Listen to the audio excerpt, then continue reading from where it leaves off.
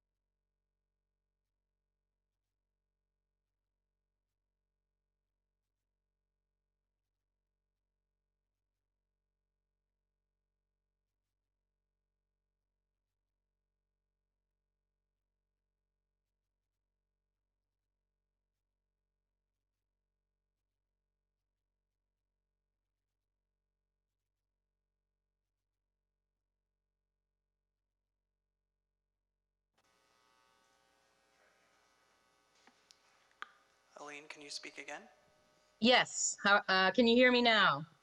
Yes, we can hear you. We need her, Okay, we need good. her a little louder. Do I need to turn myself up at my end to make that happen? There we go. Is that better? Can you hear me now? Yes, we can hear you. Okay, good. Can Okay, you so identify I'm here. yourself? I'm Elaine May, and I'm here with my husband, Brendan Cavan. He's sitting beside me. Okay.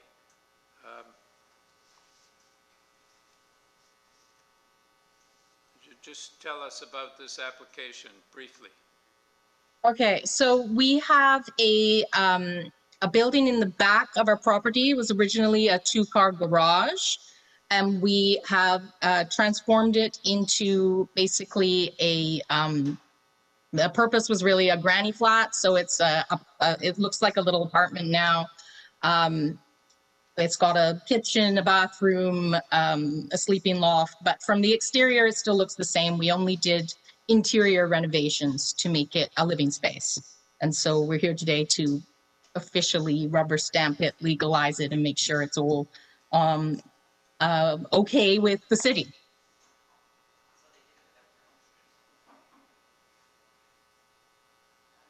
Yeah.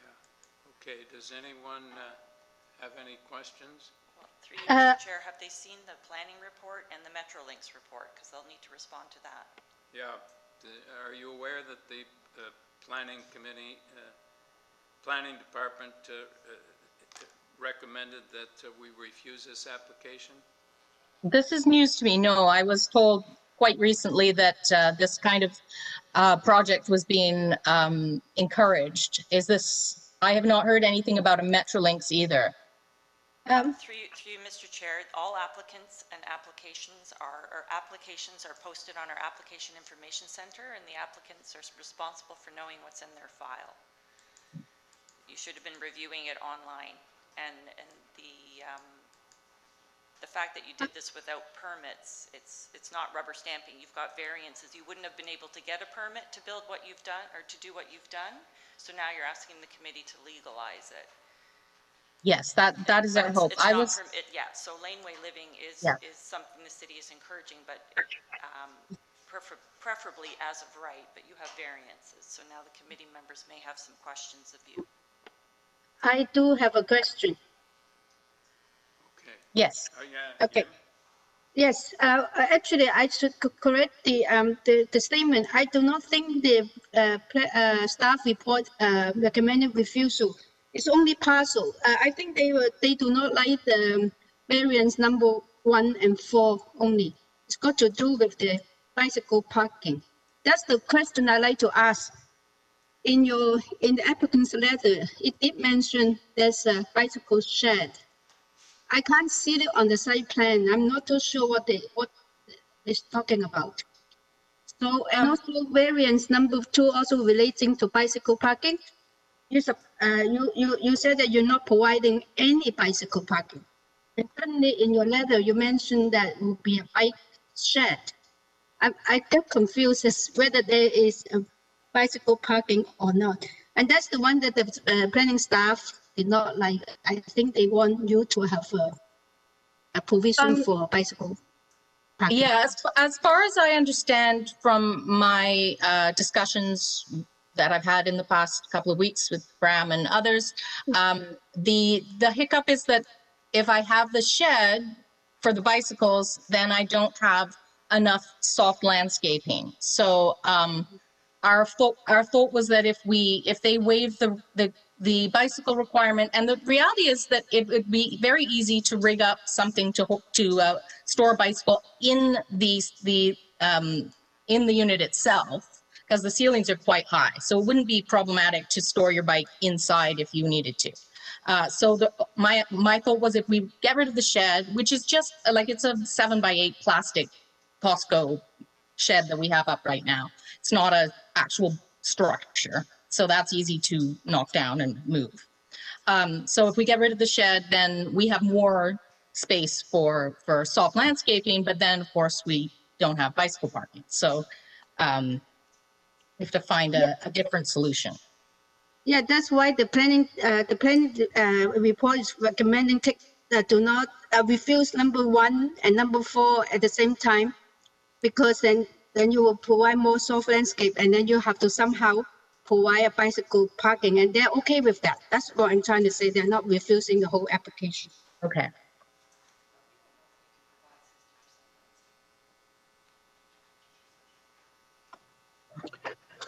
So I've got a follow-up question then to the applicant on that.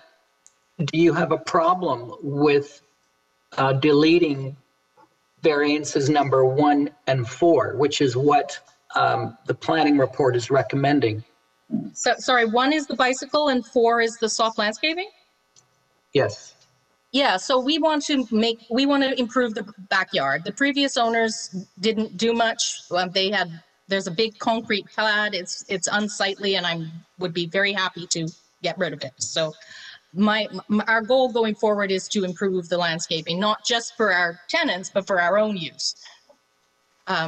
So we've been slowly chipping away at this concrete pad. It's been a challenge because it was not built to be removed. It's about 8 inches deep. It's full of rebar, and we've been working away at expanding the garden and getting rid of this concrete. So that's our plan going forward, is to improve the landscaping for both our use and our tenants. Are you going to be able to get to 60% soft landscaping? I hope so. It's the goal for sure. I don't see why not, to be honest. It's just what's there now is there's a deck off the back of the house that we could reduce, and there's the concrete pad that we're trying to get rid of, and the rest is grass and garden already. And there's like paving stones through it, but obviously. And a pond that my husband dug a pond this summer, so. I do have a question on variance number 2, where it indicates that the laneway suite will encroach 0.34 meters into the east adjacent lot. So does the existing garage project into the abutting lot? As far as I understood it, that it's just the eavesdropping that is encroaching. So the garage itself is firmly on our side of the property line, but the eavesdropping is going over the line. Yeah, through you, Mr. Chair, the committee can't grant variances onto somebody else's property. So that should be. I understand that, and I don't know why it's there. I believe, well, I think that was maybe a note for the applicant to address, but it should be 0. You can't approve an encroachment, so that would have to be changed to 0. So this is a pre-existing building that was on the lot. The committee can only deal with the variances within your lot line. They cannot allow you to be Right. on somebody else's property. If your building is on somebody else's property, that's a private matter, and you might have to enter into some kind of encroachment agreement with your neighbor. Oh, okay.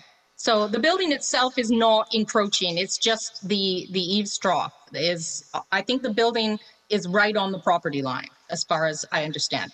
This is the variance But- for the setback of the building. Yes, but we're asking to It's not- retrofit an existing building. The section of the zoning doesn't talk about the eavesdrop. There's a separate section for that. This is saying that the building is encroaching onto the neighboring property. So it appears that all we're left with is variance number 3, because all the others seem to be gone, and so I don't know. Well, no, you need to allow a 0-meter setback for variance number 2. Well, we'd have to change variance number 2. So Yeah. the wordings had to be changed, right? For number 2.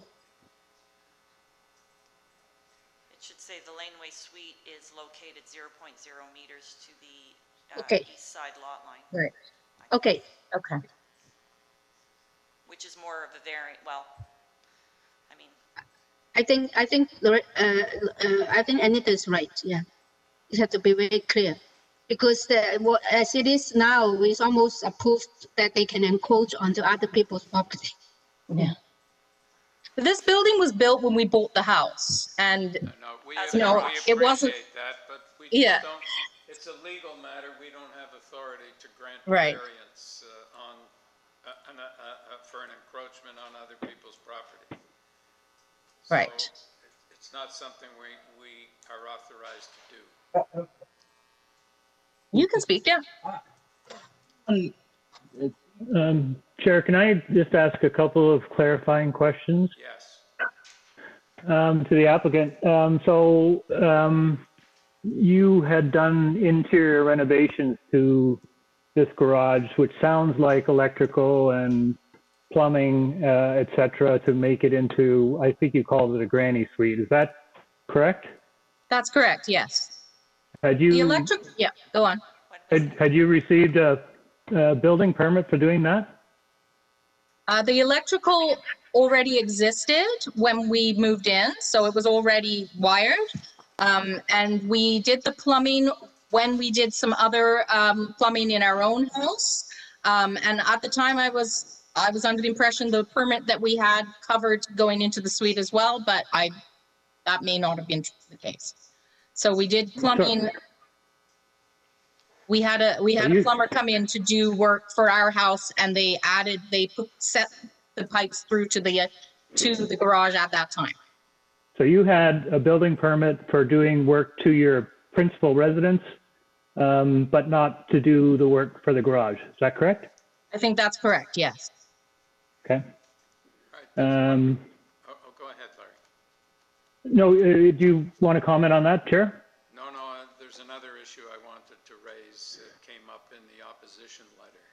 Yeah, I was going to raise something as well from the opposition letter. I thought I read an assertion that the laneway that provides, I guess, partial access to this facility isn't public, it's private.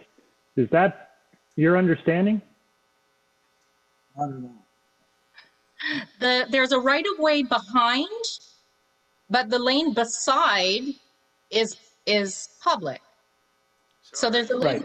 Are you abutting the lane, or are you abutting a private right of way? Both. The lane is on the west side, and then the right of way is on the north. The right of way runs along the railway tracks, and then the public lane is beside us on the west side. So everyone to our east, yes, everyone to the east has access via that right of way to the backs of their properties.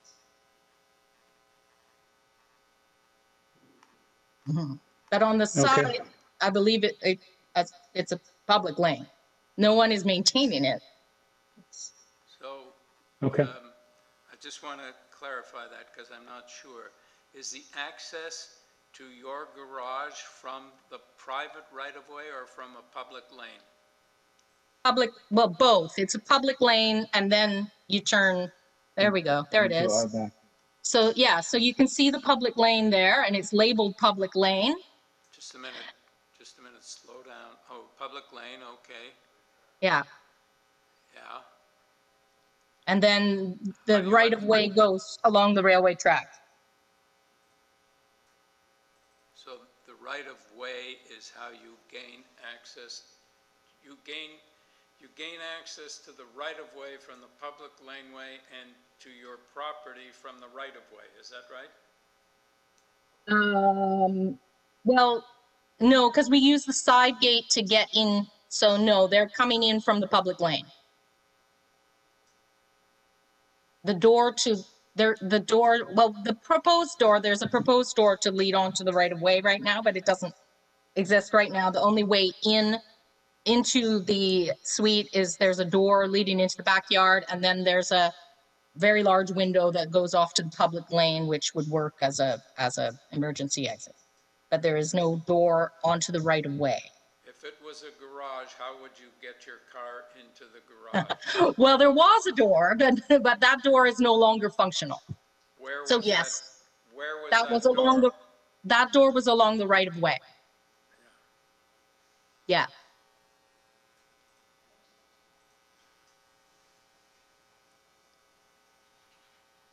So, and Uh, the doors to enter the suite are off the public laneway? That's correct. They're from the backyard at this time, yes. You don't need the right of way to access the suite.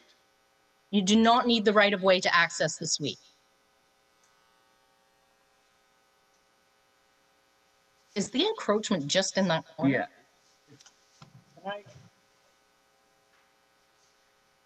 I think we've waived that, but you can see by the survey that this is not encroaching onto the neighbors. If it's an eaves trough, it might be at the corner, the encroaching. Our neighbors, neighbors. Sir, yeah, we allow one speaker. Mr. Cavan, you're speaking. Perhaps you could identify yourself. Oh, sorry. I was. Yeah, my wife and I are both here today. If there's any encroachment onto our neighbors. Excuse me, Yes. excuse me, can I interrupt?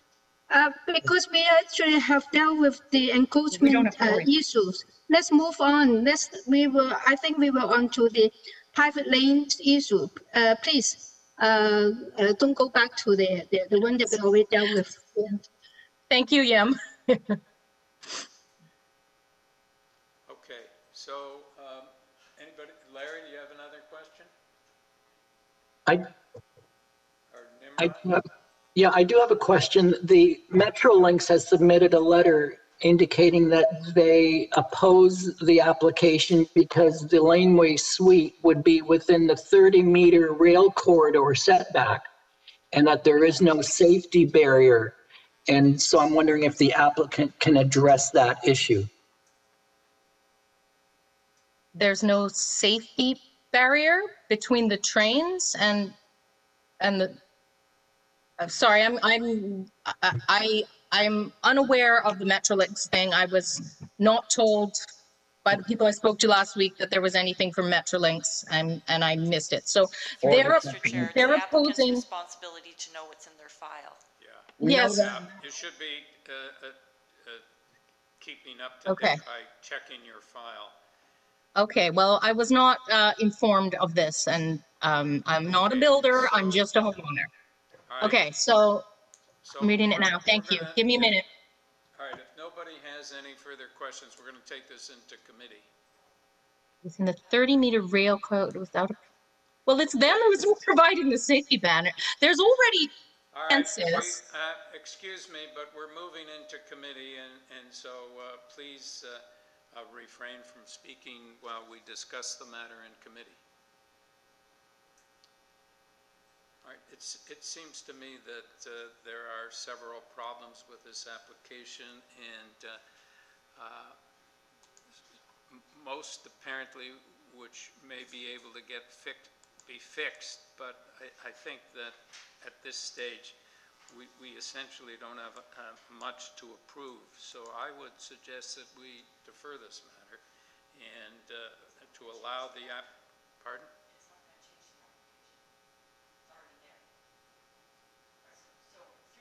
Mr. Chair, we don't know whether or not they've withdrawn variance number 1 and number 4.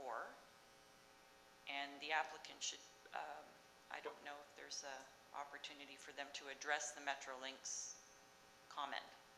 Well, but they indicated that they're working on, they can work on 1 and 4. But they haven't officially withdrawn it. They've just made comments about it. So are they being withdrawn? Or are they leaving them in? That's what we. Well, that's why I suggest we defer it to give them an opportunity, because they can't address the issue of soft landscaping because they're still working on it.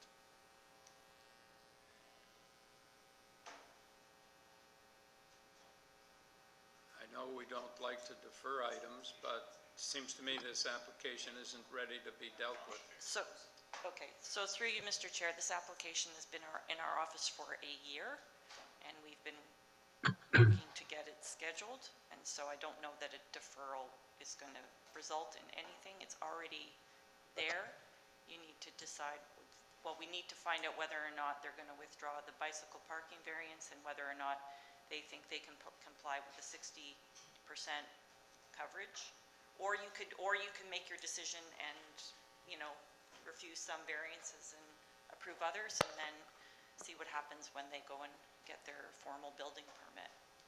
Then there's also the issue of the Metrolinx comments, and then if you should approve it, what their condition would be.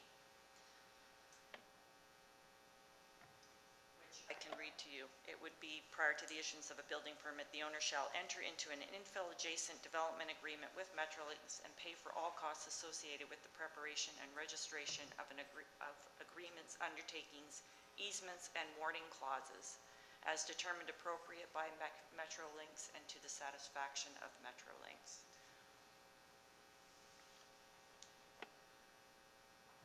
Okay, committee. I've got some comments. Yes. So I am surprised that the community planning report did not address the Metrolinx concerns and conditions and require that be added as a condition. And if we decide to go forward on this application, I would suggest that variances number 1, 3, and 4 be refused, and that variance 2 be revised to indicate a 0 meter setback. And so, Yeah, I can wait in too. Yeah. Go ahead, Jim. Yes, I agree with the analysis. Actually, it looks a little bit messy, the whole application. I do not know whether because of the pandemic. I do agree that I can actually support a motion with those deletion and also amendment. Because in terms of Metrolink, I think same as TTC, they do have their own mandate to, I think, to get into some kind of agreement or review process themselves. That's why I think the staff report does not mention them. And I'm okay with that if they can deal with the Metrolink themselves. They have a mandate of the whole area, I think. And I'm ready if there's a motion to approve with all the amendment and deletion. I will second. Chair, I wonder if I could just weigh in. Just to sort of complete the circle, I think in general, this is not an offensive application or proposal. It's basically taking an existing garage. It's not adding a second story. It's not adding anything beyond the existing footprint. So I don't think I find it offensive in terms of its impact on the neighboring community. In fact, I think it's consistent with the City Council's interest in supporting and promoting laneway suites. What I do find frustrating, and I think I'd say this on behalf of almost everyone who's doing development projects in the city, is when these projects are done illegally without the benefit of having the appropriate approvals and getting a building permit and such that you should be doing as part of the process. And you know, I get frustrated when I see these kinds of applications, when I think the applicant knows that these are the kinds of permits that you have to get done before you advance in a proposal. So it's frustrating to me, frankly, as a committee member to kind of deal with these when the process has been abrogated. So having said that, that's more of a statement to other applicants and people that are watching this, but the application in of itself I don't find offensive, and I think it's probably in keeping with the city's interest in supporting laneway suites. So I would support I think Nimrod's motion as long as the Deputy Secretary Treasurer is comfortable with that wording. Sorry, through you, Mr. Chair. So just to confirm, it would be a motion to refuse variances 1, 3, and 4, which would just leave the legalization of the existing setback to the east lot line at 0 meters, Yes. along with no condition from Metrolinx? No, along with, I understood, Nimrod, that you were asking for the condition from Metrolinx to be added to your in that your motion. Yes? Yes. Yes. Yes, So it's just one variance then? that's right. Okay. Okay. I don't know how it's going to help the applicant, but in any event, I agree with Larry that it's not an offensive application and in line with what the city is looking for. So let's have a vote. All in favor? Is there a seconder to that motion, though? Yes, Yim seconded your motion. Okay. All right. So you have your approval of variance number 2 as amended. Thank you.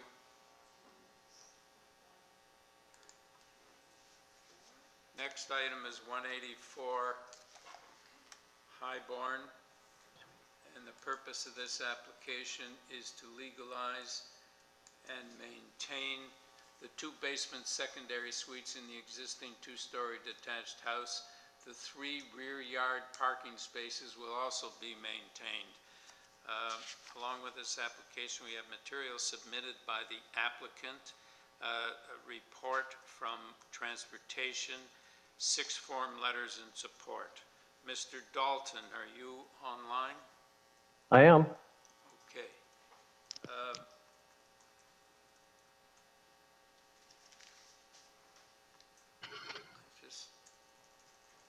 Okay, could you just tell us briefly about this matter? Sure. So just by way of background, our client bought the property in October 2013. And at the time when they purchased the property, there wasn't any question or issues raised by their financer about moving forward with the sale. And the 4 units were in the building at that time. So fast forward to June 2019, they went to renew their mortgage. They were advised by their bank that there was an issue with the 2 units in the basement. So after that, they came to us to review the site to find out what had happened. And our investigation revealed that there had been no approvals obtained for the 2 units in the basement. So since this time, we've been working with city staff to resolve this issue, and this is how we've ended up with the committee adjustment. And from November up until March of this year, we've had extensive discussions with the owner, their solicitor, city planning staff, which has resulted in the revised greening of the site in the front and rear backyards, which planning was adamant on that they wanted in order to support this application. And that's why the front yard parking space has now been removed and will be replaced with landscaping.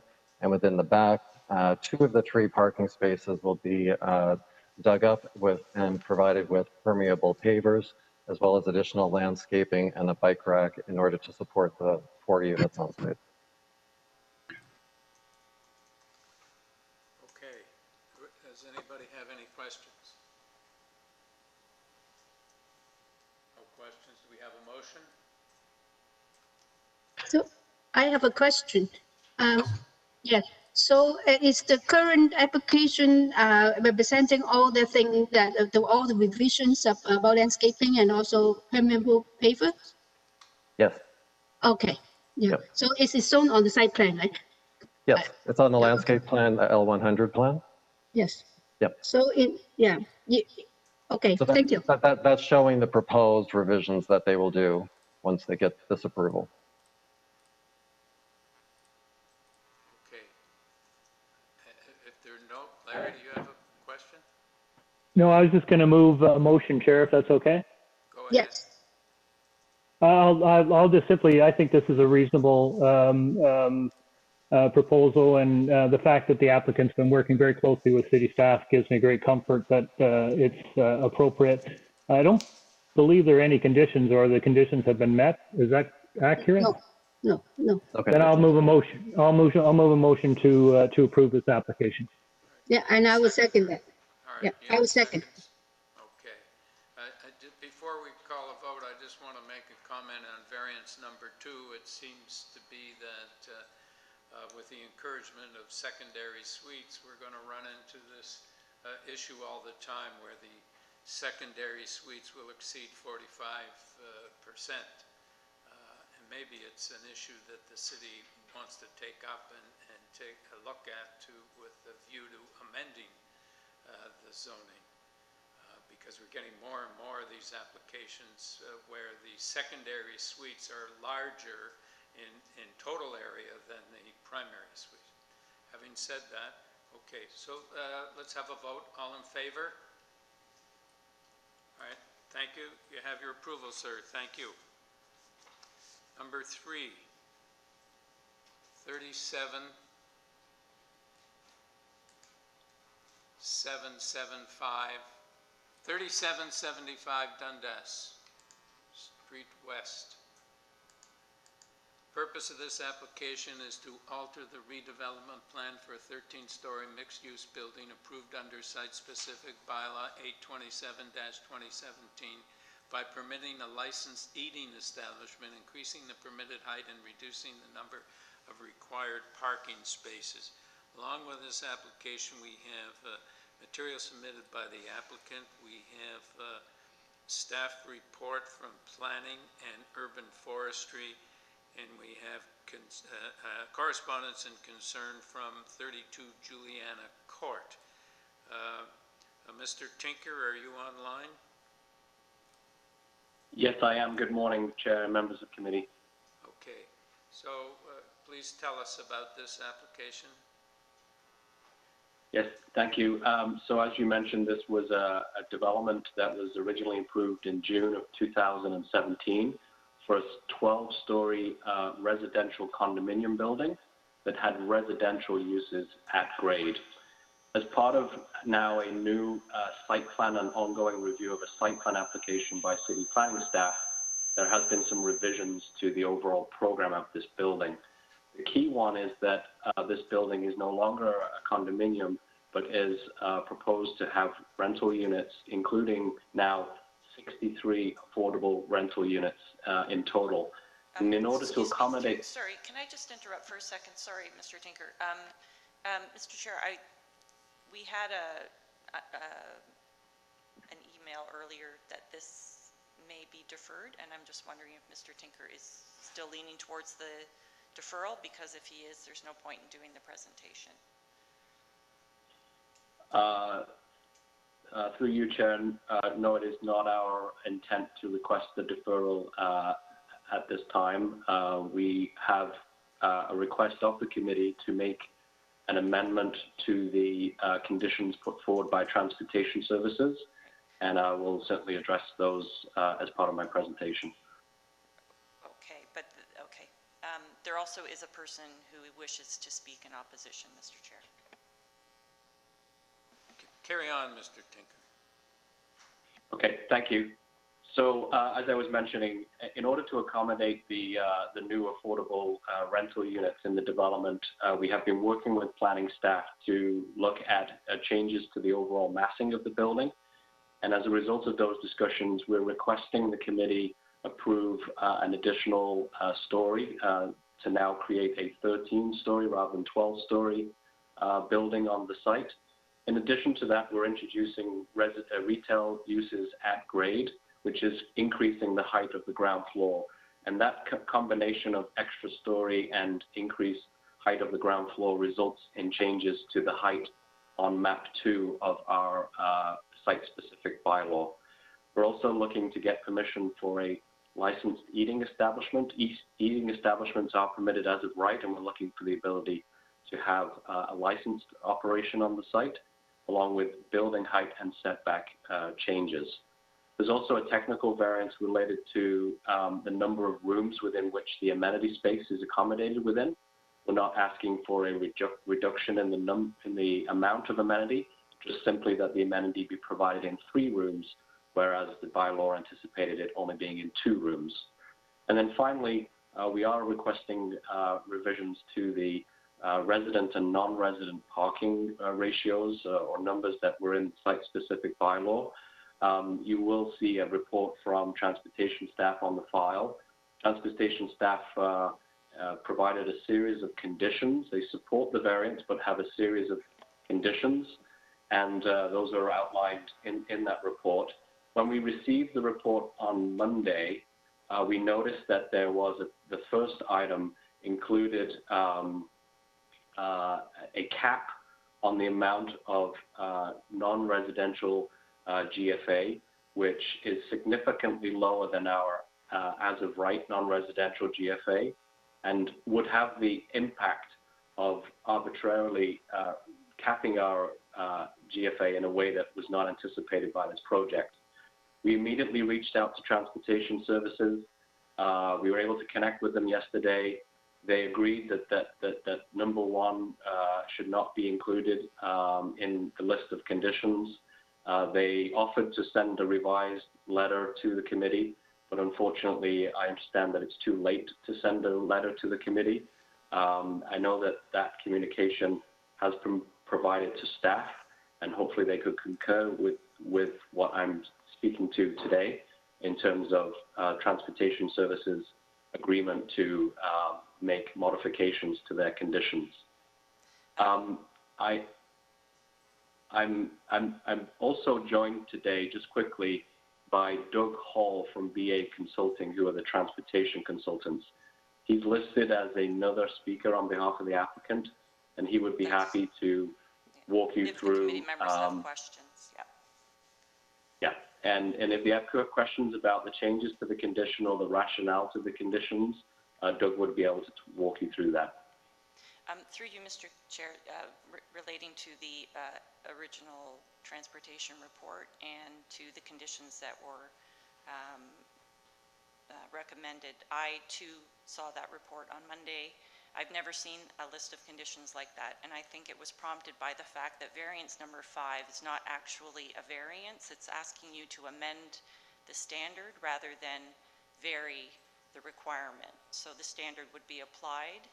You would be told what would be required on using that standard and then what they are actually providing. And if you look in the staff report, they actually outline the parking provision. And I think in the second supplementary information you received last night, there's a statement by the applicant that the reason they are trying to vary the standard is to provide them with flexibility, and that's where the confusion came in.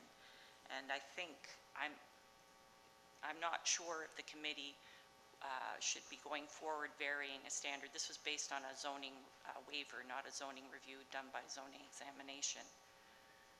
It doesn't tell you exactly what's required and what they're going to be providing, so I don't know how you can understand fully what the impact would be. And if there are changes later on, I'm not sure how this granting this type of a variance would impact a future application or the standard for parking. Should they, change unit sizes? Or so, but is it? I understood from your comments earlier that it's not our job to. It's not within our mandate to deal with standards. No, the standards are in the bylaw. And need zoning approval. The standard is applied, and then the applicant tells you whether or not they're going to comply with it, not change the actual standard. Yeah. And I think that's where the additional variance or conditions came from transportation, because if you vary the standard, they're trying to put in extra controls that are going to preclude other things from happening later on. So we shouldn't be dealing with variance number 5. I'm just cautioning you that it's not, in my opinion, I don't believe it's appropriately written. It should be the standard, what the parking requirement is based on that standard, and what they're proposing at this time for you to consider, rather than varying the standard. So we need a It would be similar to somebody coming and saying, for a residential site, I'm required to have 1 parking space on site, but committee members, I want you to change that to say I'm not required to have any parking on site. Yeah.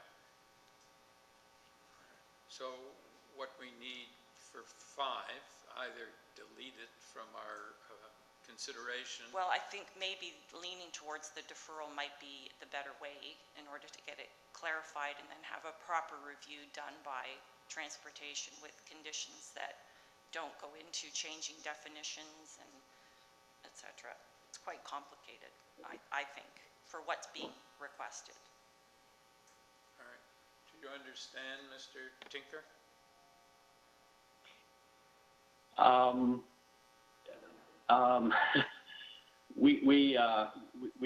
We think we have a good understanding of what we're requesting, and it's certainly been reviewed by transportation staff, and they have, you know, not objected to the variance as written, but rather have just offered conditions of approval that would capture and provide the comfort that they were looking for. I guess with the exception now of that first variance that seems to be problematic, and transportation services have agreed to that. So we're asking for that.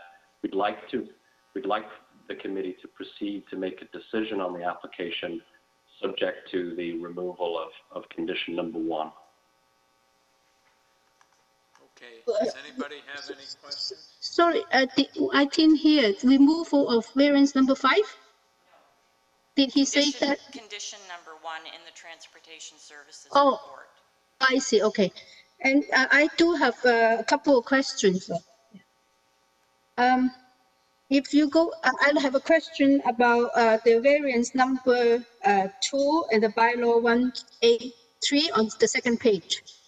Bylaw number 2. And it's mentioned about commercial parking.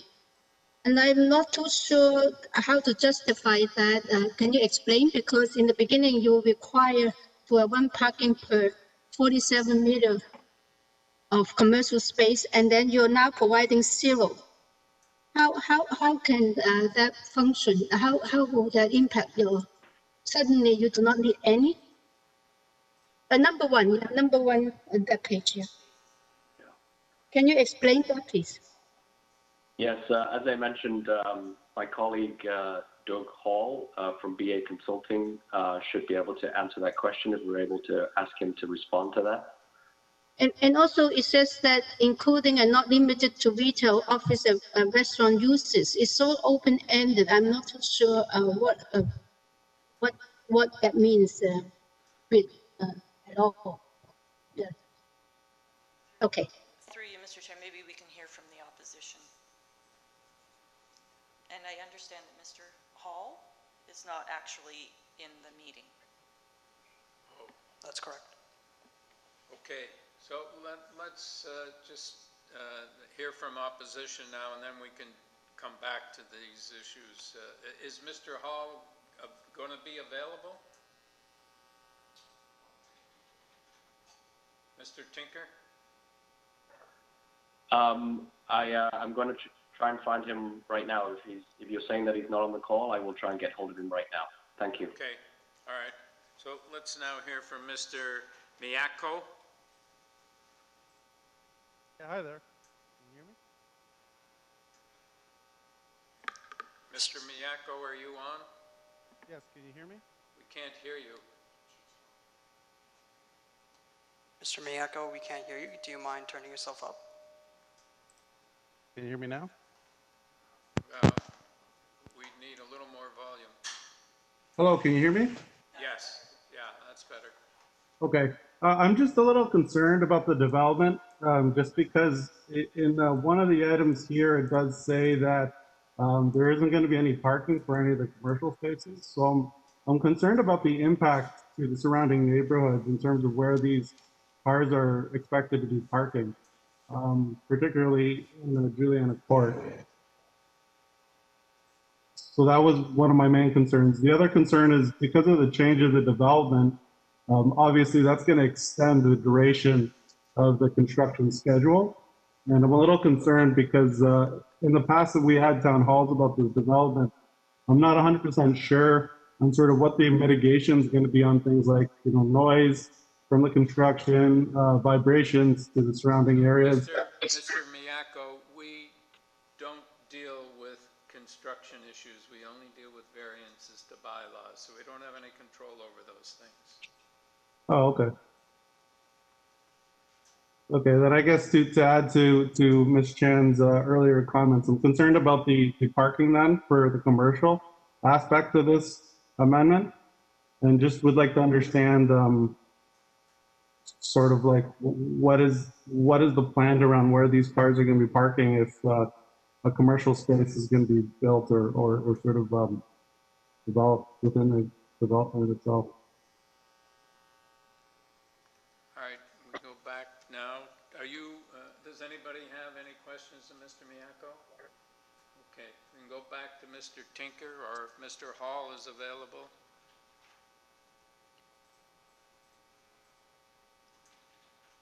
It's Mr. Tinker here. I've been advised by Doug that he is listed as a participant. He's on mute right now, so he's ready to speak if he can be unmuted.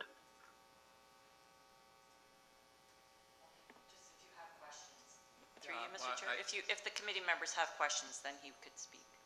Yeah, I think he might respond to Yim's question. Mr. Hall, are you able to speak in?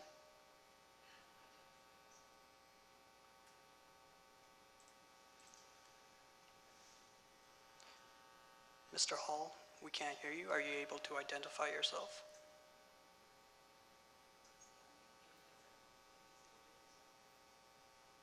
Mr. Hall, are you able to unmute yourself so we can hear you?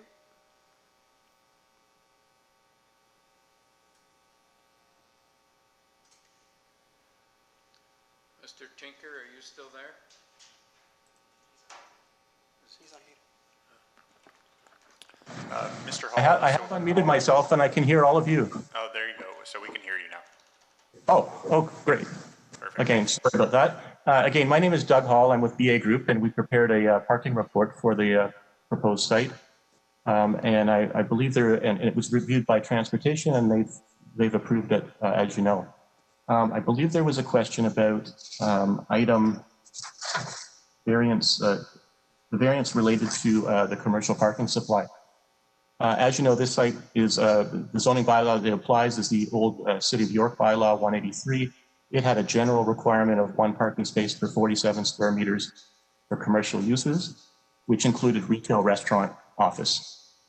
The variance that we've asked for is to bring the quote unquote commercial requirement that was in zoning bylaw 183 into conformance with the current City of Toronto zoning bylaw 569/2013. So we're actually not asking for a variance, although it's a variance with respect to 183. It actually, the parking changes that we've asked for are completely in line with the current zoning bylaw, the new City of, well, it's not that new anymore, but the current City of Toronto zoning bylaw with respect to parking. I think there was a question about 0 parking spaces, and the current bylaw allows the provision of 0 parking spaces for retail and restaurant uses when those uses do not exceed to 200 square meters. And that's what the variance was, that's what the variance is for. If we have retail or restaurant uses that are less than 200 square meters, they're usually considered to be ancillary to the project or the area. People don't drive to them, and so parking isn't required. That's right out of your own bylaw, out of the city's bylaw, I should say. The conditions, I would like to just address the conditions because I believe they were perhaps explained incorrectly to the committee. The conditions that Transportation has added are related to the commercial parking, not to the resident parking at all.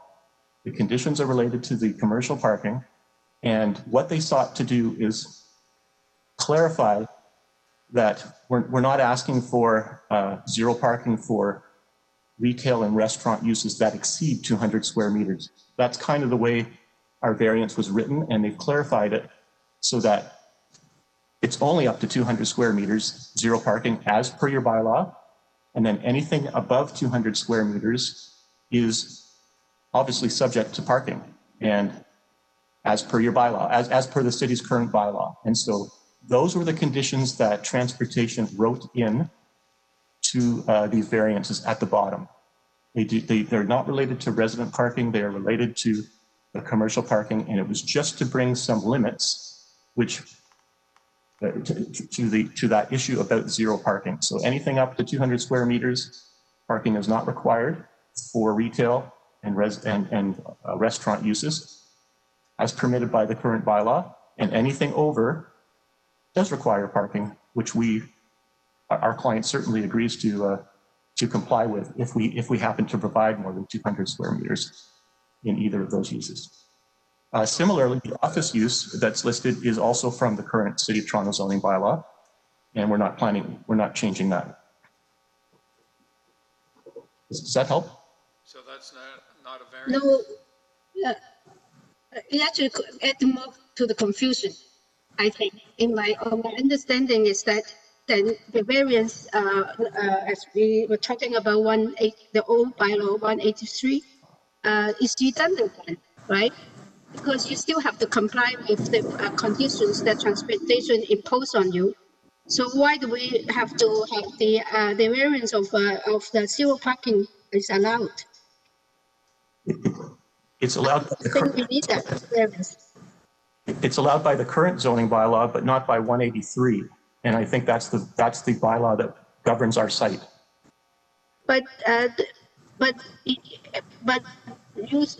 instead of saying that you will in this case you will comply with the conditions that transportation imposed, but you said that you will provide zero.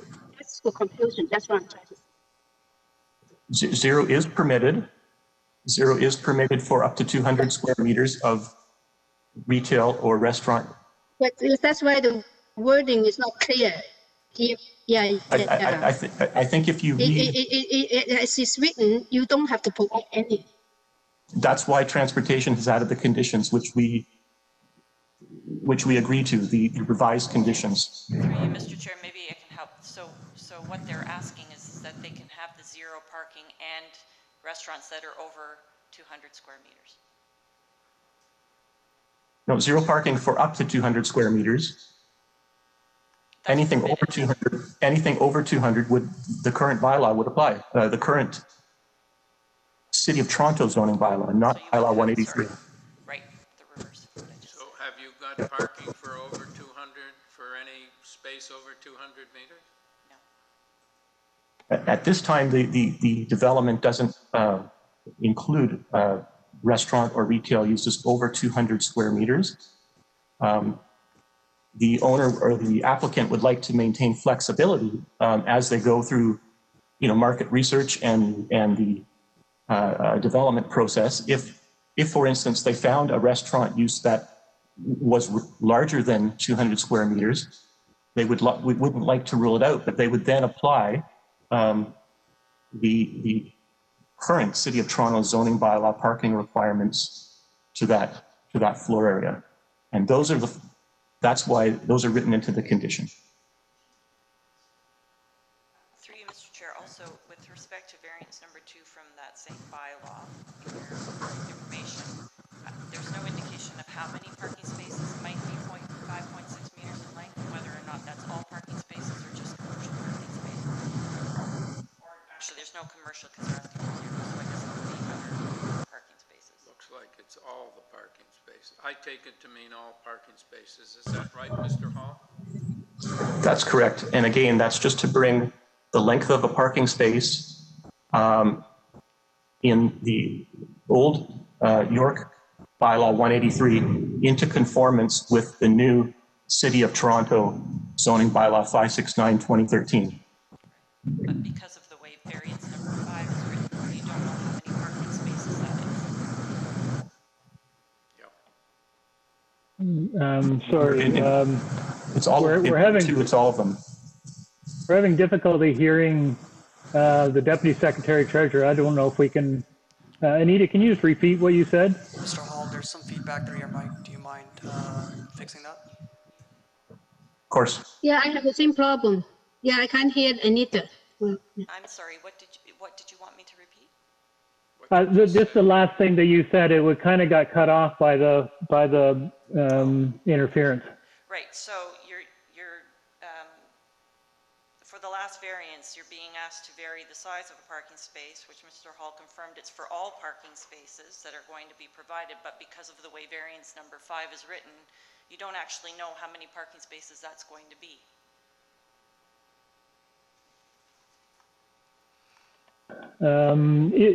Just as a suggestion, is there a way to write variance number 5 that would give the committee a little bit more comfort on that regard?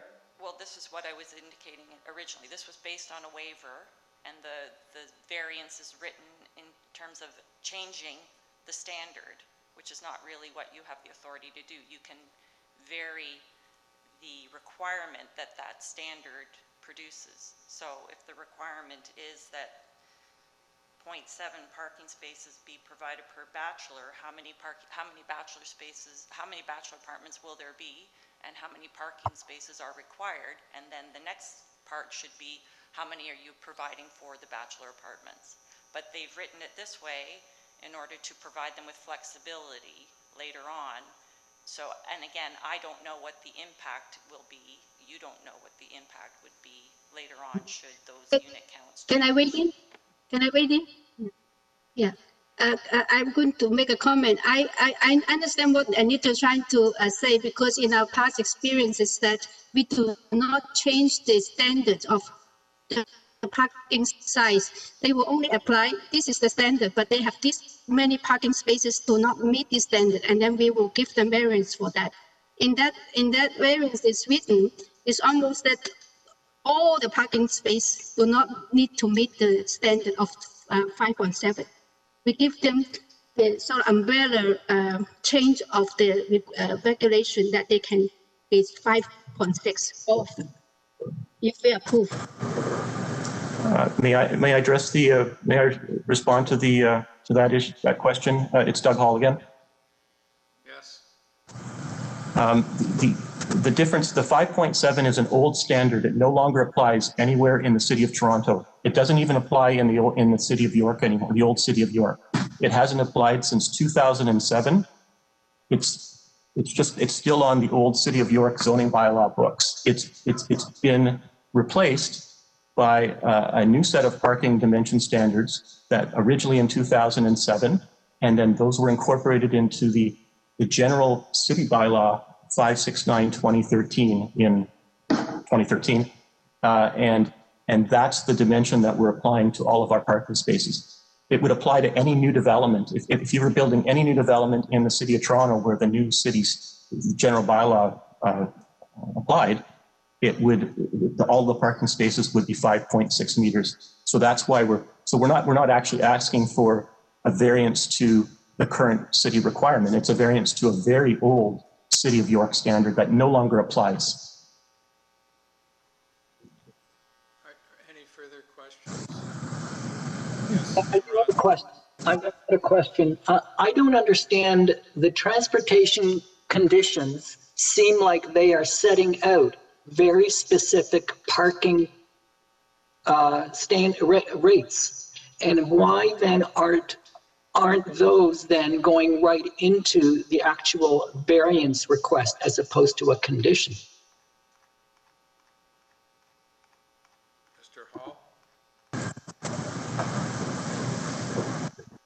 I guess that's the way the condition was written, and the transportation has tried to clarify it, be more specific about how that condition, how that variance is applied. And I know that they've written a lot of words, but the reason those words are there is because those words are in the current City of Toronto zoning bylaw parking requirements for commercial, for non-resident uses, the retail, the office, and the restaurant.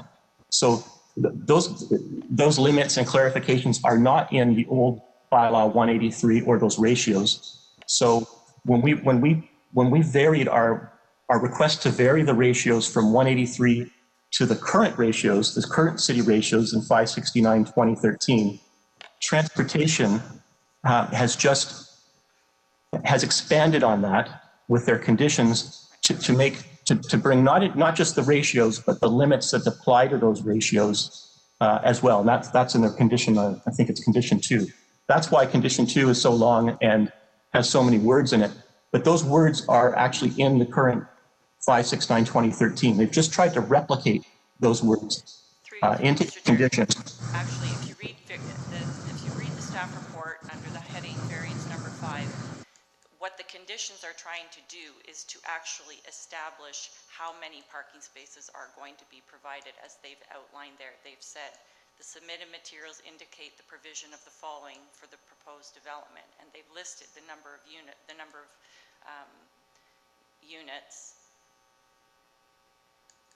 and they're trying to tie it down to a specific number of parking spaces, which normally would have been the way the variance should have been written. So as a result of trying to vary the standard, you've now got these rather confusing conditions, which is, you know, if they had just come out and said, this is what's required, this is what we're providing, I don't know that these would have been recommended as conditions.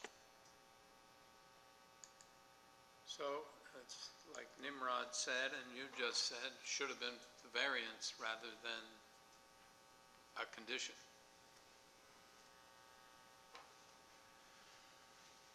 Before we move on, Chair, I wonder about just one simple generic question that's sort of related. It's not as complex as what we've been discussing, but I just wanted to get some sense, because it's all about commercial parking on site. And I just wondered, in that stretch of Dundas, is there street parking or public parking available for, you know, potential customers of restaurants and such?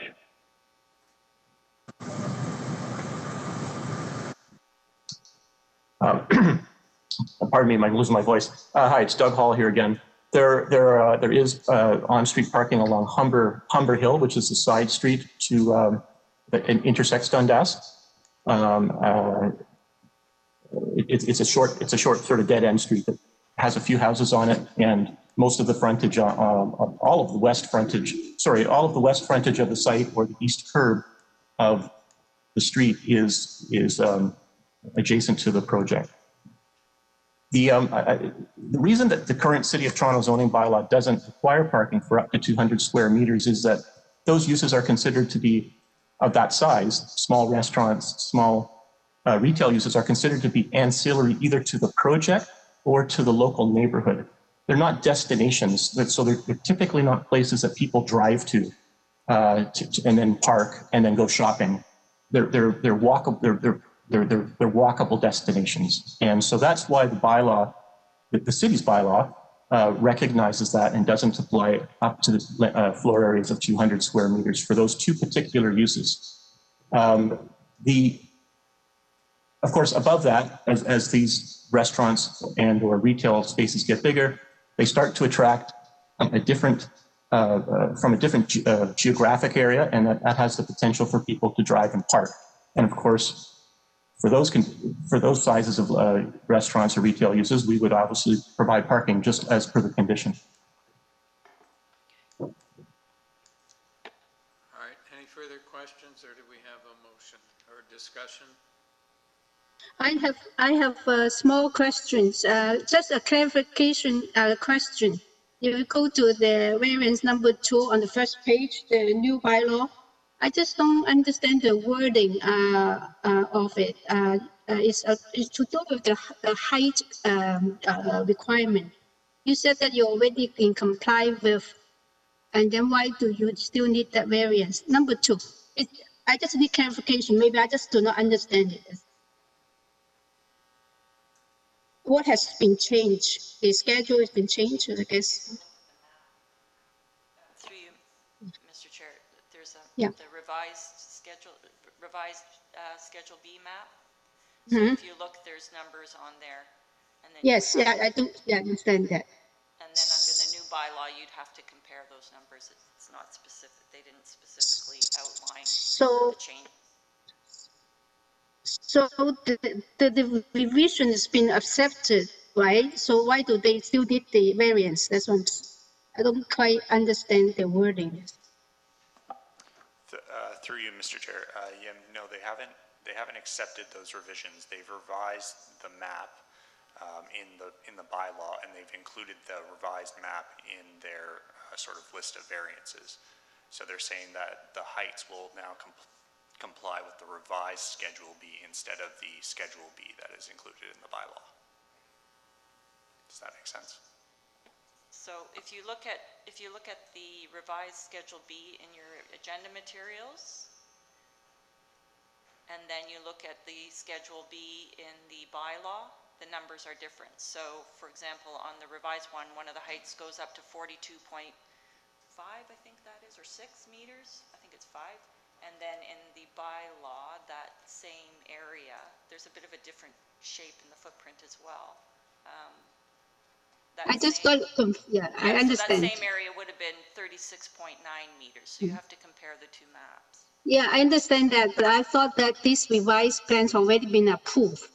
No, and then they're asking you to amend they're asking you to amend Schedule B of the bylaw with the Schedule B that they've provided.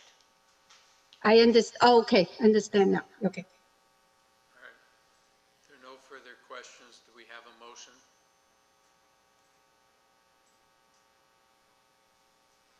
Well, maybe it's worthwhile.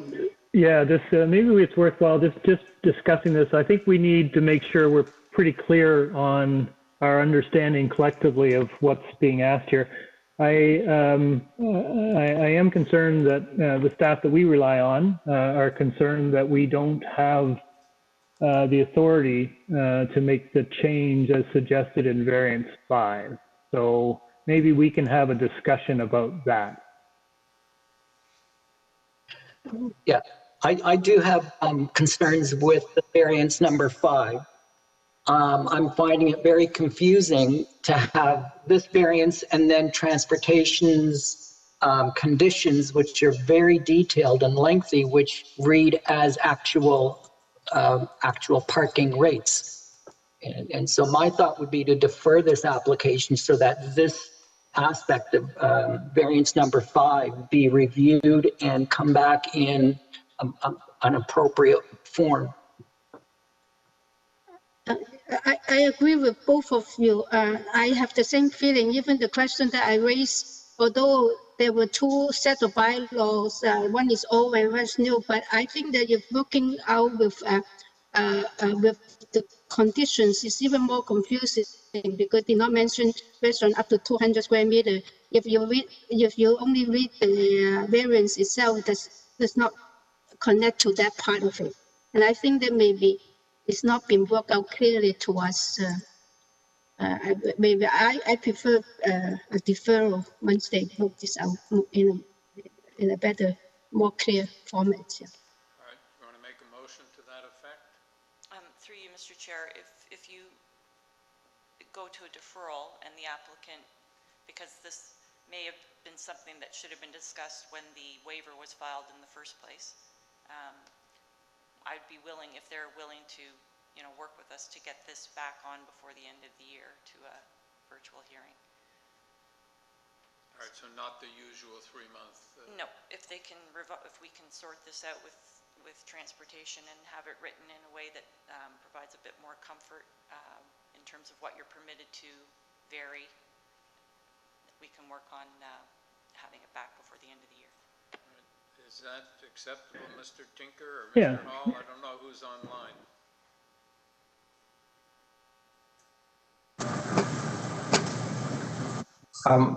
It's Doug here, Doug Hall here. I guess I could speak on behalf of Mr. Tinker. I think a deferral with the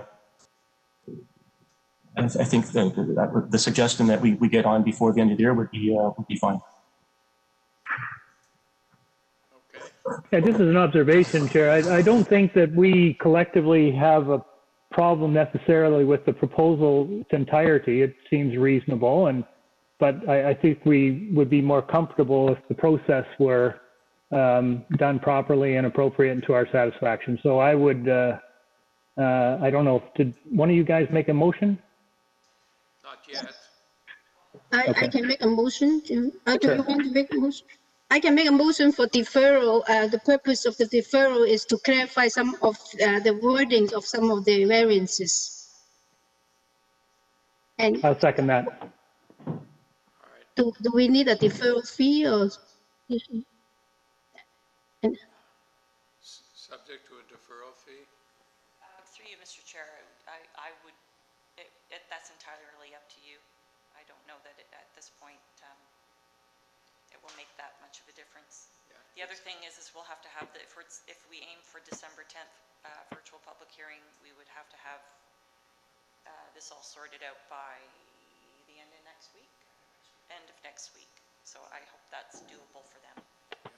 So, Mr. Hall, Um, just a minute, Larry. Mr. Hall? Yes, I'm here. Yeah. So our virtual public meeting that we're aiming for December the 10th, are you going to be able to get everything done, working together with staff, get everything done by then? Was that December the 10th? Yes. Yes, of course we can. No, but we need everything by the end of next week. We need to have it sorted out by to make the December 10th hearing, because we'd have to send out another notice. Oh, I think we can. I think we'd, as long as, it's unfortunate that the revised transportation letter wasn't able to make it to the committee today. So I think a lot of these clarifications are already been revised and so should be fairly easy to sort out. I think what we're being asked is to see if we can, rather than make them conditions, see if we can weave them into the actual variances. Is that a correct understanding? Yes. Yes. Okay, I think we should be able to do that. I think we're certainly transportation and our project team seem to be on the same page. All right, thank you. Now, Larry, did you have something to say, or we?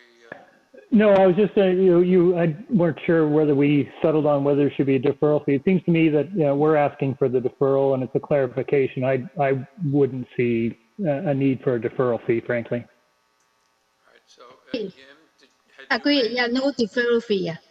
All right. Do I have a seconder to that motion? Larry? Okay. All in favor of the motion? You have your deferral, sir. Next item is 89 Amelia Street. The purpose of this application is to alter the existing 2.5-story townhouse by constructing a rear third-story dormer. And with this application, we have materials submitted by the applicant, correspondence from Heritage, and a report from Heritage, and correspondence in support from 2 properties on Salisbury and 2 properties on Amelia. Patricia Milne, are you online? I am. Good morning. Okay. This doesn't seem to me to be a matter which we need a presentation. Does anyone require a presentation? No. All right. Anybody have any questions? Oh. Anybody have a motion? Nimrod. Anyone? Is Nimrod making a motion? Oh, he had his Yeah. hand up. I thought Are you able to? Are you able to hear me? Yes. Yes. Okay, I'm moving a motion to approve the variances subject to heritage planning conditions. All right. We have a seconder. Second. All in favor? Have your approval. Thank you. Next item is 411 Arlington Avenue. The purpose of this application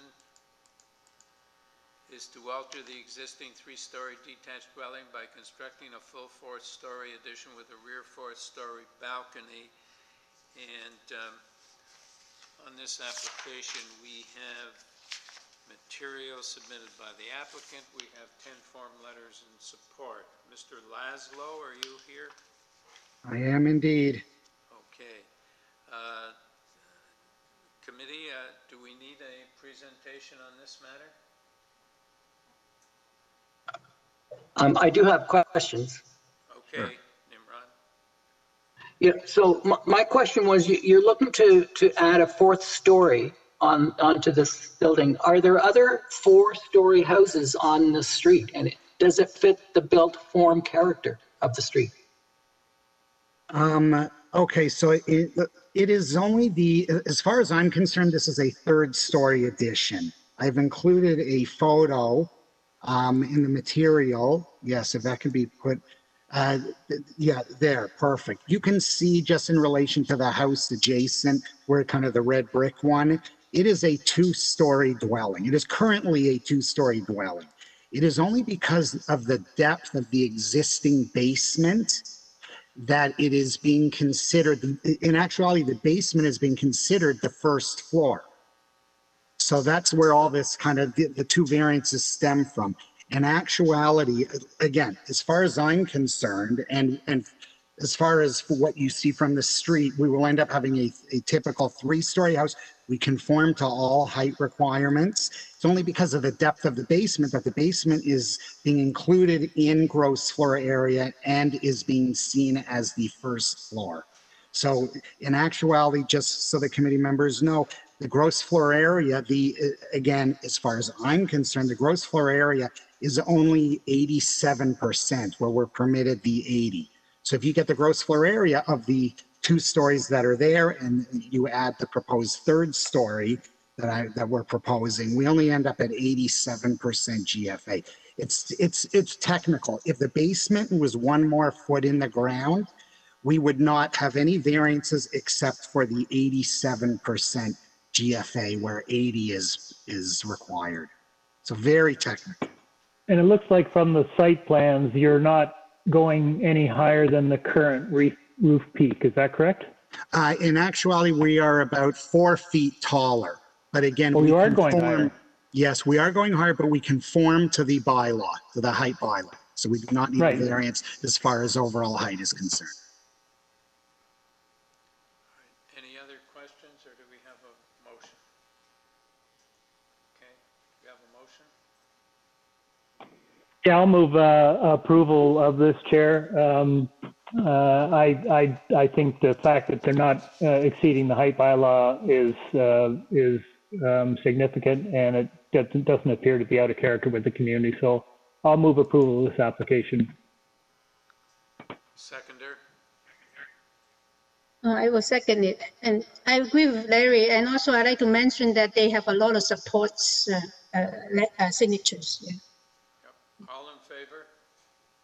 Have your approval. Thank you, sir. 233, the next item is 233 Wychwood. And this is, the purpose of this application is to alter the existing 2-story detached dwelling by constructing. Through you, Mr. Chair, they're going to be asking for a deferral. No, I appreciate that. By reconstructing the existing front porch and the front second store balcony, and is Matthew online? Hello, yeah, I'm here, Mr. Chair. Okay, you're requesting a deferral? Yeah, that's right. This application has a bit of a history. We came into the application for a porch that was built without a permit to guide the owner through the minor variance process. During that time, we found out there was a previous application for some interior work that required variances for a 3rd unit in the basement. So we were retained to also take care of finishing that work. So now basically we would like a deferral so that way we can revise the application to include variances from both applications. All right. So does any panel member have any questions, or do we have a motion for a deferral? I'll move a motion to defer the application with the deferral fee. Yes. Jim, you second the motion? All right. Nimrod, did you say something about the fee? I didn't quite catch it. And also that they be subject to the deferral fee. Okay, thank you. All right, all in favor? All right, you have your deferral, sir. Thank you. Next item is 43 Henderson Avenue, and the purpose of this application is to legalize and to maintain the existing three-story semi-detached dwelling with rear ground floor deck and to construct a rear one-story addition. On this application, we have material submitted by the applicant. We have correspondence and support from 3 addresses on Henderson, 1 on Mansfield and 1 on Grace. Mr. Goodfellow, are you here? Yes, I am. Thank you, Mr. Chair. Okay, could you tell us briefly about currently, the application is for two pieces. First, to recognize the existing non-conformance of Mr. Goodfellow, do you mind speaking up or increasing your volume? Yes, 1 second. How is that at this time? still not good, but Mr. Goodfellow, let me canvass my panel to see if they need a presentation before you proceed. Panel, do you need a presentation on this matter? Yim, Larry? No? Okay. So, Mr. Goodfellow, I don't think we need a presentation. Excellent. Thank you, Nick. Does anybody have any questions, or do we have a motion? I'll move forward a motion. I believe the variances are minor in nature, and so my motion is to approve the variances with no conditions. Do we have a second? Larry? Oh, I will second it. Yeah, Right, I cannot see. Larry seconded it already. All right. Oh, I cannot see them. Yeah, sorry. You okay? All in favor? All right, you have your approval, sir. Thank you. Next item is 102 Salmon Avenue. Purpose of this application is to alter the existing two-story semi-detached dwelling by constructing a rear second-story addition with a rear balcony. On this application, we have material submitted by the applicant, a staff report from transportation. Mr. Fain, are you on the line?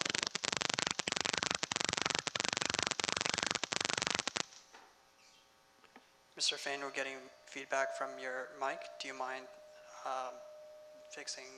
turning off any speakers you have in the background?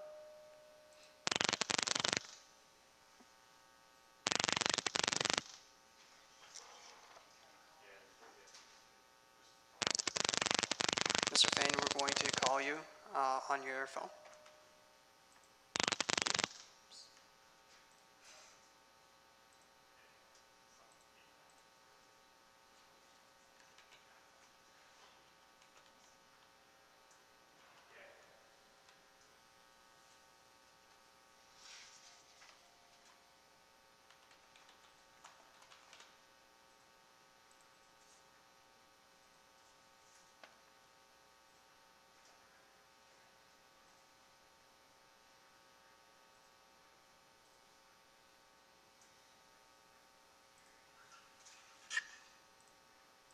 Hello? Yeah, that's better.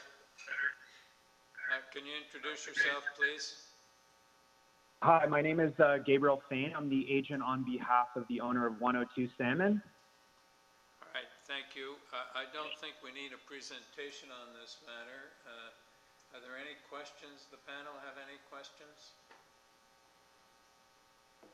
Just to clarify, I know we're going to be dealing with 100 Salmon immediately next, and we can ask them as well. Is this basically, are you proposing to mirror each other in terms of the addition on the back of both semis? That's correct. Both, well, there's slight variations, but they're essentially a mirrored condition. Yeah, both neighbors have joined together to do this addition on both properties. There's slight differences in terms of the balcony on 102 at the rear, but essentially, yeah, it's the same kind of addition on both properties. And you've seen the transportation? Pardon me? I was just going to say, you've seen this transportation report about the parking. You're comfortable with that?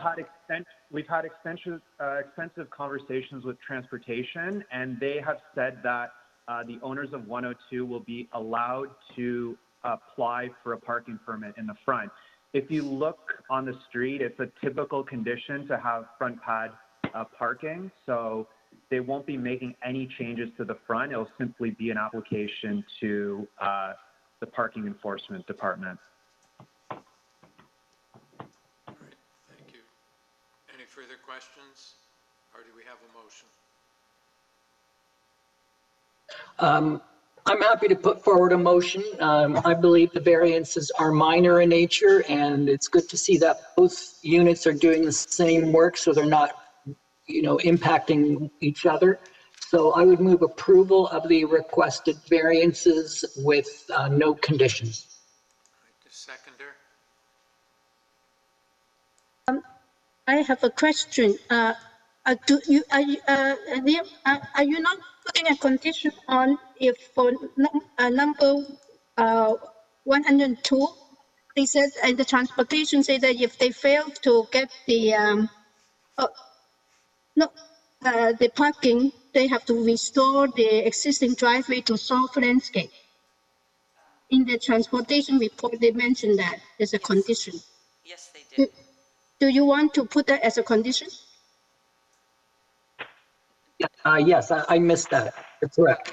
So just so the applicant is aware, the condition would read, prior to the issuance of a building permit, the applicant shall apply for and receive permission for front yard parking under Toronto Municipal Code Chapter 918. If the said front yard parking is not approved, the obsolete driveway shall be removed and restored with soft landscaping. Yeah, so I will second it with that condition. All right, thank you. All in favor? Have your approval, sir. Thank you. That's 102, right. Next item is 100 Salmon Avenue. Purpose is to alter the existing two-story semi-detached dwelling by constructing a rear second-story addition with a rear balcony. On this application, we have material submitted by the applicant and a staff report from transportation. Mr. Fain, are you still on the line? Yes, can you hear me? Yes, we can. Great. I don't believe we need a presentation in this matter. Does anybody have any questions, or do we have a motion? So I'll move a motion to approve. I guess there is a transportation report. Is it the same condition? I don't think there's... No. There's no condition on that. No, because there's no condition on that one. So I'll just move approval of this application with no conditions. All right, seconder. All right, Yim. All in favor? Have your approval, sir. Thank you. Next application is 296 Lee Avenue. The purpose of this application is to alter the existing two-story detached dwelling by constructing a front two-story addition. And with this application, we have material submitted by the applicant. We have a staff report from transportation and a two-signature petition in support from two properties on Lee Avenue. Mr. Leacher. Hello, yes, I'm here. Thank you, Mr. Chair. Yes. All right, let me just introduce yourself. Let us have your address. Sure. My name is Felix Leicher. I'm living at 26 Hazel Avenue, Toronto. I'm acting as the agent of the owners of 296 Lee Avenue. Okay, panel, do we need any presentation? No? Okay, does anybody have any questions, or do we have a motion? I'm happy to move a motion. I believe the variances are minor. It is a very small addition. And so I would move approval of the requested variances with no conditions.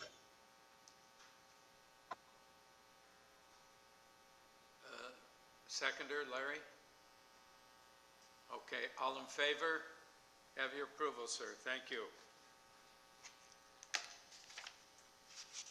Next item is 185 Havelock Street, and the purpose of this application,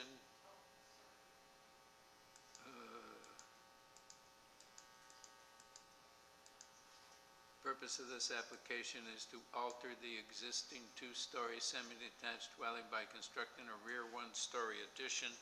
With this application, we have material submitted by the applicant, Mr. Jackowitz. Hi there. My name is Matt Jackwitz. So, and your address, sir? My address is 240 Viceroy Road, Unit 6 in Vaughan, and I'm representing the homeowners of 185 Havelock Street. All right, I don't believe we need a presentation. Does any panel member have a question? No I will move for approval if there are no questions from my members. All right, do we have a seconder for the motion? Nimrod, thank you. All in favor? Have your approval, sir. Thank you. Next application is 293 Grace Street, and the purpose of this application is to construct a new garage to the rear of the existing two-story semi-detached house. The garage will be accessed from Jersey Avenue, and with this application, we have material submitted by the applicant, a form letter in support from 295 Grace Street. Mr. Laskin, are you with us? Yes, good morning, Mr. Chair. Okay, can we have your address, sir? Yes, sir. I live at 293 Grace Street, which is the property that is the subject of this application.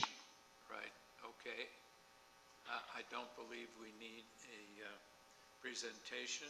Does anybody have any questions, or do we have a motion? This is pretty straightforward, Chair. I will move a motion to approve. It's only one minor variance in an area where everything is close together, so I don't think it has an impact on anyone, so I'll move approval. No conditions. Seconder, Yim, all in favor? You have your approval, Mr. Laskin. Thank you very much.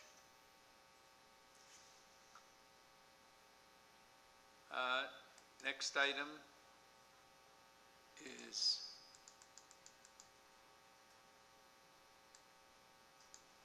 (109) Russell Hill Road. Purpose of this application is to alter the existing two-story detached house by enclosing the west side first floor porch. On this application, we have materials submitted by the applicant and the staff report from Urban Forestry, Ravine and Natural Feature Protection.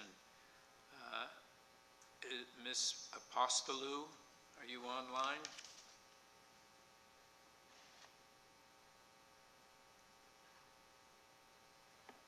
Ms. Apostolou, you are unmuted.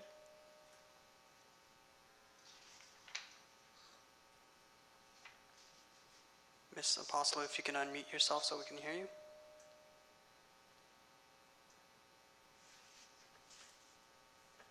I can try calling Ms. Apostolou with the provided number that she provided. Right.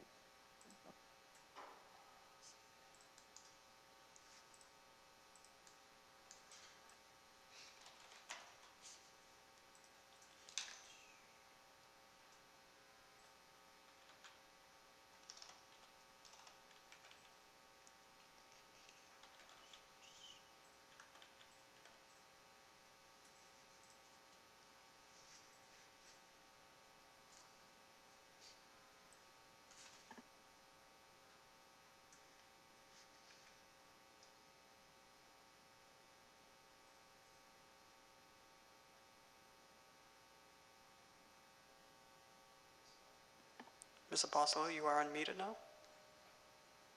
Yes, can you hear me? Yes, we can. Could you just introduce yourself and let us have your address? Yes, my name is Gloria Apostolou. I'm the agent and architect for this application, 109 Russell Hill. Right. I don't think we need a presentation. Panel, do you have any questions? No questions. Do we have a motion? I would put forward a motion to approve the variance. It is minor. The addition is very small and no conditions.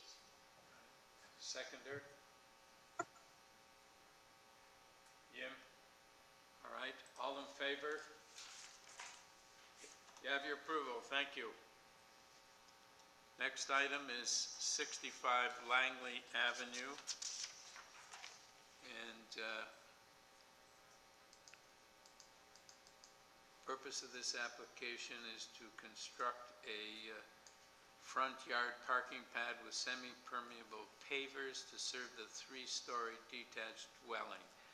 And with this application, we have material submitted by the applicant, correspondence from transportation and urban forestry. We have lots of support from 5 properties on Langley, and we have lots of opposition from properties on Langley and one on Victor Avenue. And we have quite a few speakers. So Mr. Farash, are you here? Sorry, Mr. Chair, I think the agent is Saeed Mahboudi. Pardon? Do you have a different name? I believe the applicant for 65 Langley is Saeed. Excuse me. Oh, I'm sorry. I skipped. I got Salid Mahboubi. Are you here? Yes, Mr. Chair, I'm here. Yeah, I'm sorry. I looked at the wrong line. No Just problem. give us your name and your address, please. My name is Saeed Mahboubi. I am the owner and architect of the 65 Langley Avenue. My address is 1670 Bayview Avenue, Suite 302. Okay. So, because there's lots of opposition, although there's only one variance, could you just speak to why this parking space is going to be in the front yard? Yes, Mr. Chair. So purpose of the application is to have a front yard parking pad with the semi-permeable paver entirely in our private property and not on the city right of way. Last year on October 2019, we consulted with the transportation, and they told us that, if the standard size parking space could provide entirely on private property, it's not the municipal code chapter 918 and can be made through the minor variances. And the transportation staff report dated on October 6, 2020, which they don't have any comment of the application. And actually, we had a communication with through the email with the city planning staff and explained our propose, and they also don't have any comment on that proposal. So, to having the standard size parking space, our front yard setback is 4.32 meter.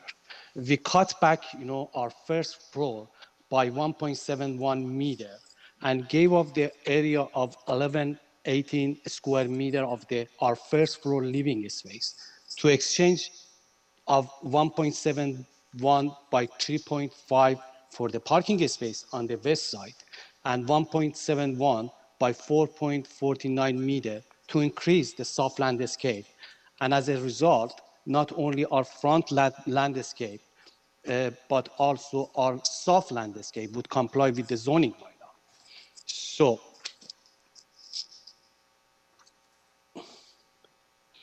the reason that, yes. Pardon? So if you take a look at the site plan, we already have a 1.55 meter of the walkway leading to the building, and we want to widen, just 0.6 meter, the red one, the hash, the red hatch, to the property line, and over there we extended, another space, on the other side to make it 3.5 meter wide for the parking space. And the parking, the car is going to be parked entirely in the private property. And if you can see, the rest of the soft landscape, we added, the soft landscape to exchange, for the parking space. The reason that, zoning bylaw, the intended of the zoning bylaw is, to having, the parking, not having the parking space, in the front yard is not because of the type of car or what kind of the car is that, is because of the hard landscape. And if you take a look of the area from Holland Avenue to the Broadview, the Langley, the location map, you're gonna see, lots of houses parked in the, and we have lots of pictures showing that, the cars parking, in the front yard, and they have, the front yard parking space. It means that they have the hard landscape in front of their house, and adding to that one, there is some houses that have a garage at the back and have a driveway. For example, number 79 have a garage at the back of the house that leading to the back of the house, and still they have a driveway and hard landscape. So by proposing the semi-permeable hard landscaping, semi-permeable paver in the front of the property, we're gonna have, we're gonna comply with the storm water runoff, and the semi-permeable, it doesn't run, the water, quickly, to the city. And if you take a look at that picture regarding the curb cut, we already have, some curb cut. You see the green space on the side, on the right side of the walkway. We're gonna pave that space, and we already have the curb cut in front of that. We just need to cut the curb, for amount of 1.47 meter on the other side, and have access to going to the private property for the parking space. And the amount of the time is up, sir. If you could just wrap up. And we believe that if we're parking entirely in the private property, that variances is going to be minor. And as you can see, we don't have any variances for the soft landscaping, and is really matched with the character of the neighborhood, as you can see in all pictures. Thank you, Mr. Chair. Does anybody have any questions? No questions? All right, we'll move on to the next speaker, Eric Farash. Hi there. Yes, could you please introduce yourself? Let us have your address.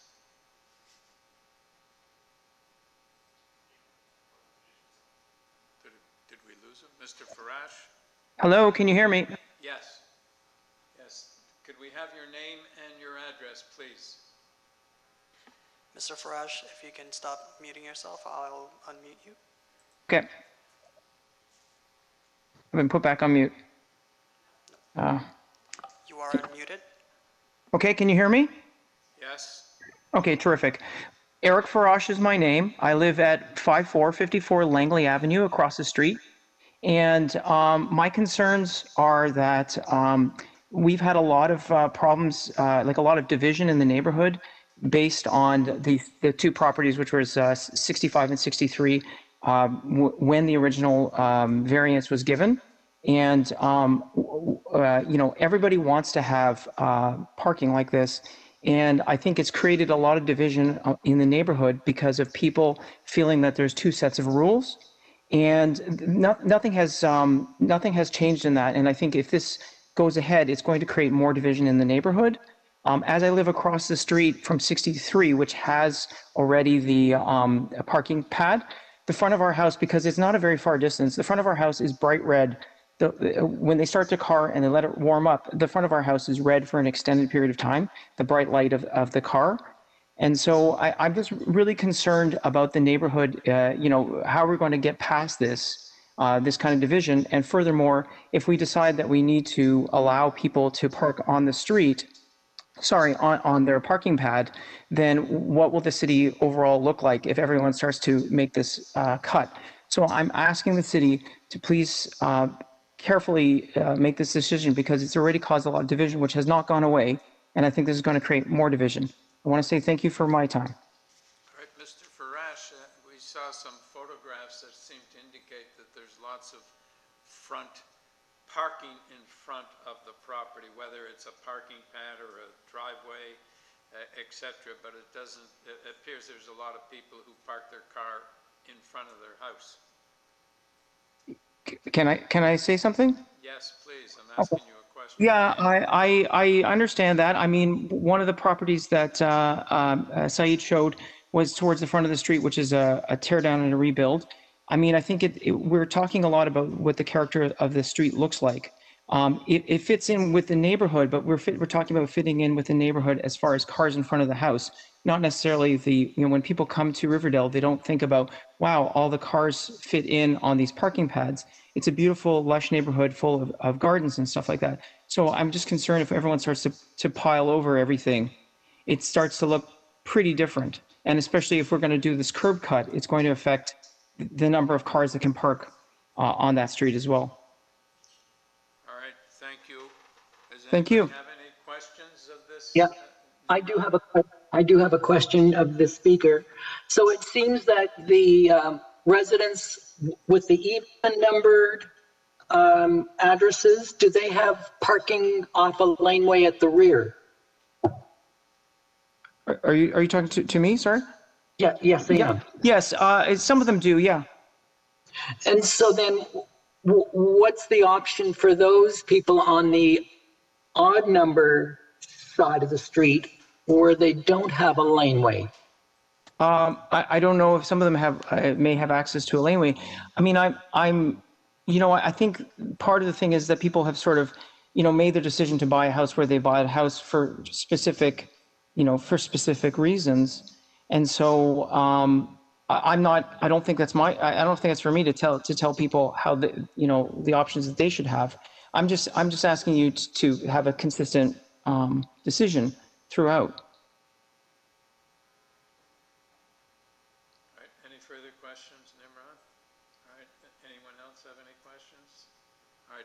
On to the next witness, Willa Marcus. I'm here. Can you hear me? Yes, we can. Can we just have your name and your address, please? I'm Willa Marcus, and I live at 32. I oppose this FYP, front yard parking, as it would be bad for people who park on the street like me. I want to first give, for context, a brief history of 65 as seen by me, a neighbor, and then to comment on 3 parts of the applicant's reasoning. 1, that he only seeks a small curb cut. 2, that he fits through a loophole based on where the property line is. And 3, although he hasn't mentioned it, but it's in his application, his electric car argument that he needs to put a parking station in front of his home.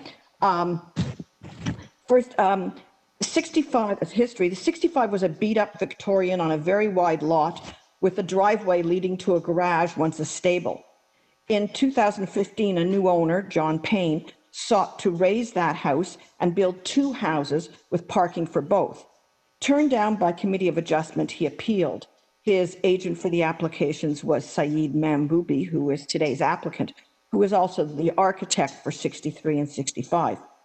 At the OMB, their first ask was 2 houses and parking for both, an integral garage for 63, for the new 63, based on the existing driveway, and an FYP for 65. The backup ask was 2 houses and parking only for the new house at 63. Their lawyer told the OMB, and I quote paragraph 19, a prospective owner of 65 would have to apply for on-street parking, unquote. The OMB granted the backup, 2 houses, parking for 63. Mr. Mamboubi at 65 and Mr. Payne, who has just sold 63, have been business partners in this development, and there's absolutely nothing wrong with that. It's completely legitimate, but it underscores that this application is the original developers aiming to end run the OMB decision on parking. Maybe that's a smart tactic because, of course, the 2017 city report says that on property parking adds 30,000 K for $1 million of house. So for Langley, that's more than $60,000. That's because street parking is so tight. We can all tell of circling the block, especially in winter, when the south side of Langley is solid parked cars, except where ice eats up the space. And the summer parking on the north side is eliminated for fire safety. I can end up parking at Langley and Logan, a chilly ½ kilometer from my house. And the availability of parking, some people have garages, some people have parking, on-property parking, but mainly the street is parking on the south side, blocked car to car, and then, as I said, in the north, only in the summer. Let me turn to the arguments made by the applicant.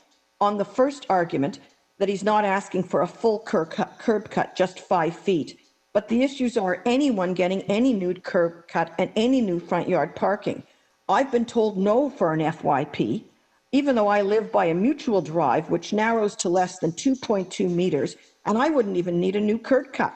Others are told the same. There's a moratorium to stop the reduction in on-street parking and to stop a streetscape of rear-end cars staring out on what's a heavily walked, friendly street. If you grant this FYP, other applicants will follow fast. I expect me getting one would be a slam dunk, no curb cut needed. Which brings me to the loophole about the property line. Maybe it got in the law that if you park entirely on your own private property, you're okay. Maybe it got in the law because it suggests if you're parking that far back, it's not really in your front yard. But whatever the reason, it creates perverse incentives. If that's what it takes to get me my front yard parking, I will take down my handsome porch. And believe me, my porch is a big feature on that street. And I'd be through the loophole because I would be able to get my car behind my property line. And then you'll hear from everyone else who lives beside a neighbor's driveway and only needs another 5 more feet of cut curb, who'd also be willing to trade off a porch for parking.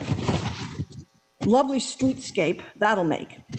On his third argument, which he hasn't raised here, the need to charge an e-car, my neighbor, Mr. Lawrence, who is, will talk about people charging e-cars on the street. It does happen. Yes, it's a big hassle, but street parking is a big hassle.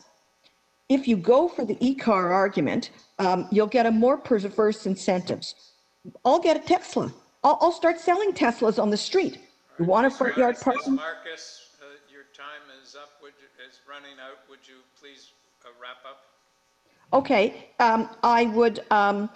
The City Council has asked for a report on this matter by next spring, and I urge you to put off a decision. If you must grant a PAD, I urge that you pattern it after the FYPs for disabled, which do not accrue to the property, require a reapplication when either the electric car or the property owner changes, with the specific clause that if there ever is a moratorium, the FYP would not be renewed. Thank you. All right, Ms. Marcus, I just wanted to ask you one question. How does your neighbor, who has an electric car and presumably no front yard parking, charge his car? Well, Doug Lawrence, 37, who's also going to speak, will talk about that. On the street, you walk over it happens. And apparently there's more than one in the neighborhood. Okay, thank you. Anybody else have any questions? All right, let's move on to Mr. Lawrence.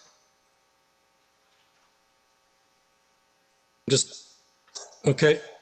Can you hear me now? Yes, we can hear you. Can we have your name and your address, please? My name is Douglas Lawrence. I live at 35 Langley Avenue, and I'm a practicing residential architect. Firstly, as everybody has already heard, there has been a moratorium on front pad parking in this neighborhood as part of the city. I've been in this address for at least 22 years, and I've made numerous applications to the city to try and get front pad parking or find out about it, and I've been turned down at every time. As far as I know, there have been no front pad parking approvals on this street as long as I've lived here, and I lived down the street for additional 15 years before that as well. The application submitted as part of an argument which they showed a minute ago in support of the front pad, a map which showed all the front pad parking and driveways, which are particularly relevant here, except for the one at 63, which was part of their own development. But I'd suggest that, in fact, it doesn't support their argument, it supports the opposition in the fact that the number of pads and parking on the street is exactly why they instituted the moratorium in the first place. They realized that what was quickly going to happen was that everybody was going to want one, and they saw how many there were, and so they stopped it. And there was a good reason for that. So this is not a situation where the number of pads on the street provides a precedent for development of a new one, but shows, in fact, why the moratorium was put in place in the first place. Mr. Lawrence, can I ask you a question? I'm sorry to interrupt Sure, you, but absolutely. it's been bothering me. Sure. The applicant has asked for a parking space to be located in the front yard. If we approve that, does that mean he's going to be able to park, or does he still have to go get a license? Is it a two-step process? As far as I know, you probably, actually, honestly, I don't know. I don't know with transportation or with the parking authority. I know everybody with a pad here has to have a little plaque on the porch somewhere or on the wall saying they have an approved license. So he probably does still have to get a license. Through you, Mr. Chair, if it's on his property, then right-of-way management would have to give him the curb cut, but he would not be allowed to park on the city portion. He could only park, so there couldn't be two cars in the parking Does he need a permit? I don't know, did right-of-way management respond to this one? I don't believe he does, because it's on private property. It's when it's not on the private property, and the moratorium is on the right-of-way. Okay. But if somebody has a parking, like if he had the integral garage, they could still have that driveway installed. All right. Thank you. Mr. Lawrence? So Okay. It depends on how much of the parking pad is on municipal So property. would your park, if you parked in front of your property, would you need to park on municipal property? Myself, I would also have the option of modifying my front porch in order to do the same thing as he is doing. Okay. All right, but otherwise you need a permit. Correct. Okay, carry on, I'm sorry. No, absolutely, anytime. Earlier this year, I believe the Director of Community Planning for the city issued a directive to city planning that they should oppose downtown homeowners who sought approval for front yard parking in order to provide access to a charging station for an electric vehicle. I know the city is starting to study the issue, but there's nothing decided or enacted to allow it right now. A few doors down from the applicant at number 99 and number 60, Victor, they have the front yard stations. And I walk over the cord going across the driveway all the time. So people are doing it. They park in the street, they park in front of the house when they can, and they just charge across. They have a little protector, and it's been absolutely fine, and it's quite common. So while I agree with the idea of studying this and having electric vehicles, it has to be carried out in a citywide and organized and regulated fashion instead of ad hoc approvals. So I'd suggest if that was the reason, that they should be told to reapply only after, if the results of the city studies have been implemented into applicable bylaws. And lastly, I looked over the 5 letters of support I submitted to the committee. Firstly, there are 2 letters from the adjacent house at 63, and as Willa mentioned, the owner there, John Payne, was an owner and party to the original application to C of A and OMB that was refused both times. The house has recently been sold, the moving trucks have gone, so they're not going to actually be there when the curb cut is made. And they have their own driveway and garage anyhow, so I don't think it should be given a lot of weight. The other letters talk about the fact that since the proposed parking is entirely on the applicant's property, that will not pose additional pressure on the difficult to access street parking. Now, it's not clear that these supporters were made aware that there was going to be additional 5 feet of curb cut. And when we spoke to neighbors in the immediate vicinity, none of them realized that that was actually was going to happen. Now, I parked in the street for like 30 years now, and I can vouch for the fact that if you're missing 1 or even 2 feet, you can't park your car, you lose it. If you look at this analogy, if you have a garage that's only 15 feet deep, that's not going to work compared to a 20-foot garage. It's simply 5 feet is going to lose a car spot in that street. There hasn't been a single front pad parking spot, as I say, in the last 22 years that I've been at this address. And there's a good reason for that. And we don't want to set a precedent to start allowing that. Mr. Lawrence, I'm done. That's it. I'm finished. All right. I just think I just wanted to ask you a question because I remember reading in the material that there was something said at the municipal board about no front yard parking at this property. Is that correct? Yes, I believe it was item number 58 in the OMB decision. And they were told that it was not to happen. Okay, so that's an order of the board? Through you, Mr. Chair, it's in your agenda materials? Yeah. I may be wrong with the number, but I believe that was it. Okay. So it's 58 to be granted as of right as a matter of fact. It will not be authorized. It was part of a severance application. They didn't propose a mutual driveway. 63 had an integral garage and the other property was not going to have any parking.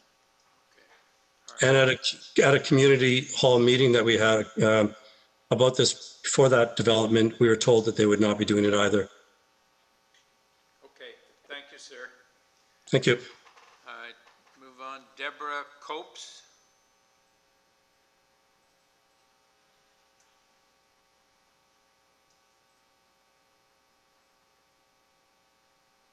Can you hear me?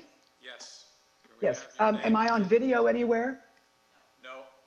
Okay, so I won't count on any gestures then. All right, thank you. My name is Deborah Copes, usually known as Debbie. I live at 13, that's 13 Langley Avenue, and I've lived there for 34 years. The parking didn't start off so bad, but in the last 10 to 15 years, the parking has been very tight. It's famous and most of us live in semi-detached or even short rows of houses which do not have driveways and private parking, so we park on the street. My points have been made ably, some of them by Willa and Douglas, so I'm going to confine myself to the thing I did this morning to illustrate what would happen if the number of parking pads were to continue to increase. I live in a semi-detached, which is one of 8 semi-detached houses in 4 pairs near the end of the block, and we are bounded by 2 larger houses that have driveways.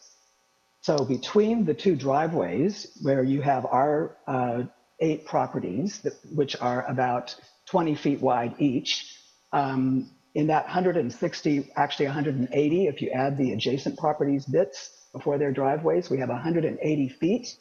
And I went out this morning and the space was entirely full of parked cars. They were parked very neatly, wasting no space. And there were, look at my calculation, there were 12 spots. 12 cars were able to squeeze into the 180 feet of parking.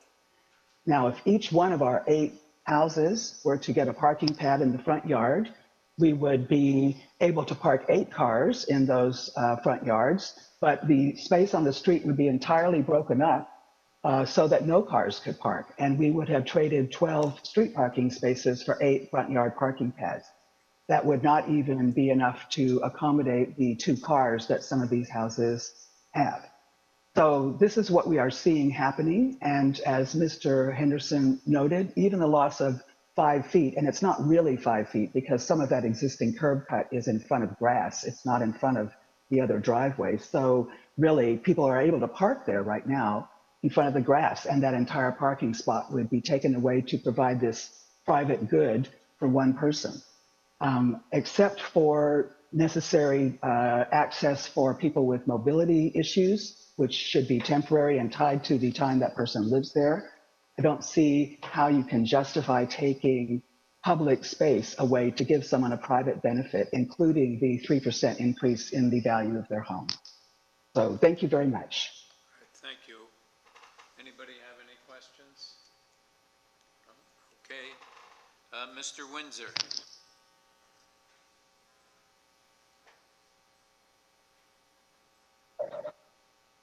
Hello. Yes. Hi, so thanks for having me. My name is Scott Windsor, and I'm a resident at 51 Riverdale Avenue, and I live within the 200 meters of 65 Langley.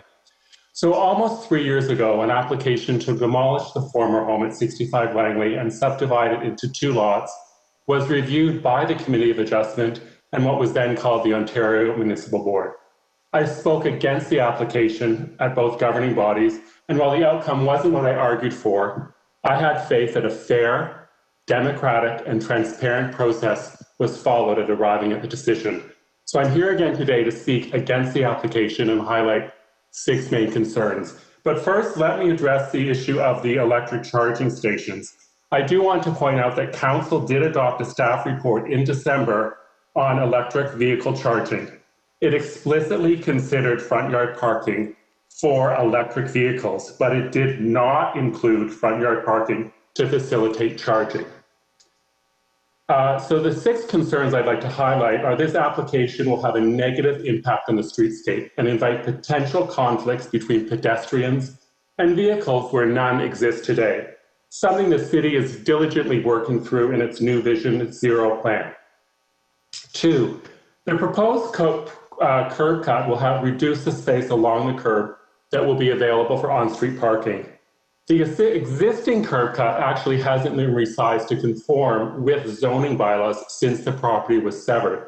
So it's actually already a larger curb cut than would be for a single home.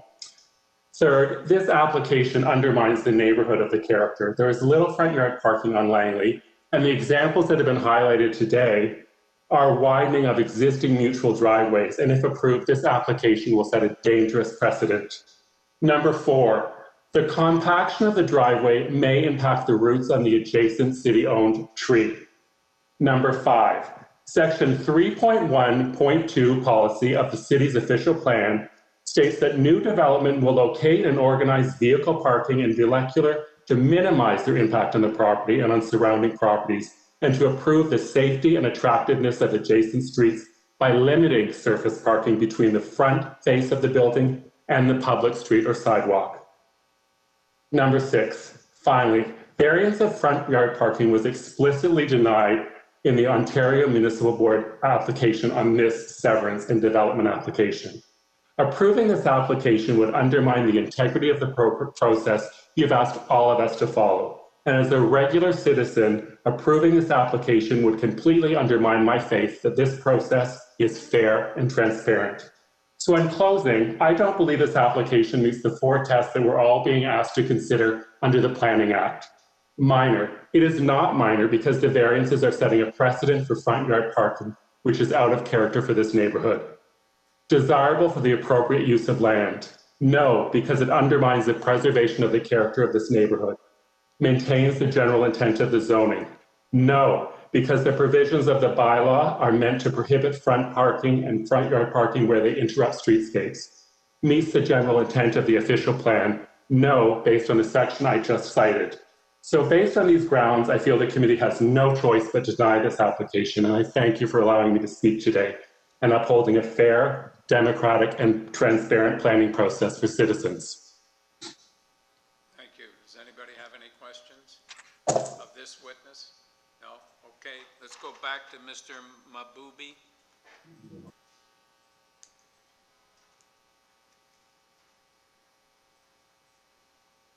Hello, do you hear me? Yes, we can. Okay. Regarding the parking space on the street, that loss of the street parking. So if I want to park in the street, I need 16 feet of space plus 2 feet back and forward. I need 20 feet of space on the parking on the street. It means that I already occupied 20 feet of the space for parking my car on the street. So if I have it that curb cut, I move that parking space and parking, entirely in my property, and the rest of the, let's say 20 feet minus 4 feet or 5 feet is going to be 15 feet free for the other neighbors to park in the street, and they don't, the argument that they looking for the parking space, driving around to find the parking space. So if I park, in the street, I already occupied 1 space. So if I parking in my property, say the 1 parking space is free. if you take a look of the my document, the last page of my supporting document, if you can bring it up, please.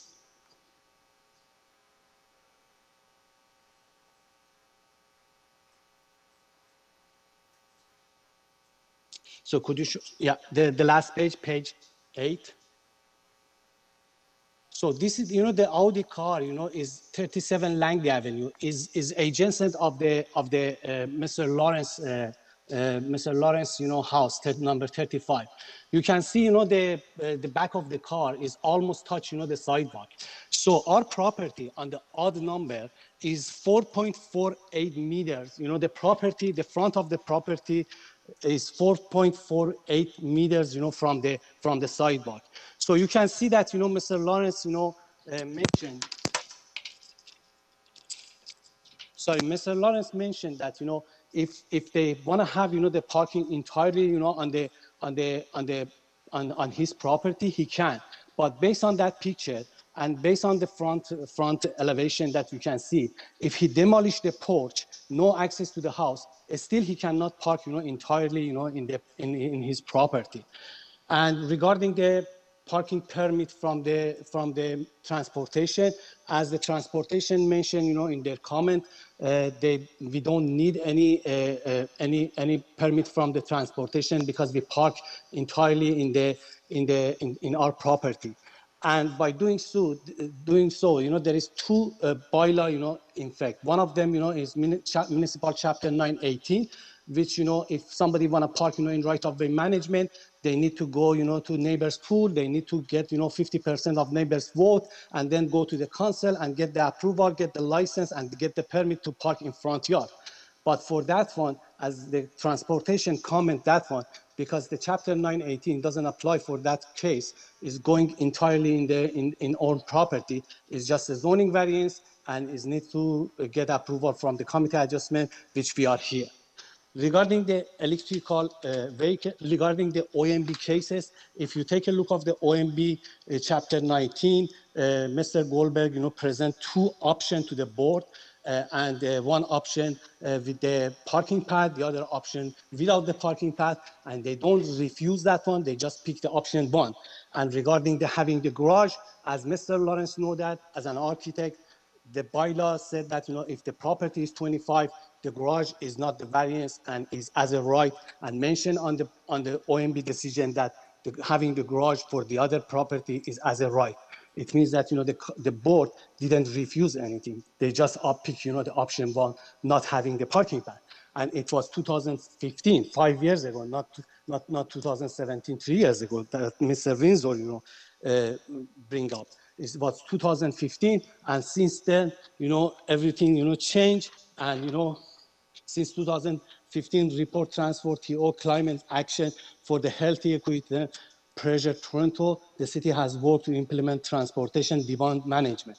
And one of these option is encourage parking providers to install plug-in station for the electrical vehicle, and encourage PRAY to go for the net zero energy and go people for the electrical car. This is my argument, that I think that, this is because we're parking, entirely in our own property, and we just put that car from the street, give the space to the people, and put in the front of our own property. I believe that, this is a minor variance. Thank you very much. Thank you. All right. Does anybody have any further questions?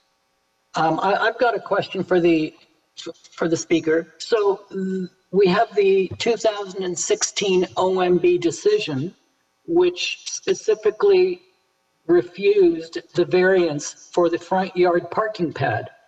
What has changed in the past 4 years to reopen this issue? Could you hear me? Yes, we can hear you. Yes. Okay. We talked with the city staff planning, and they asked us, the same question.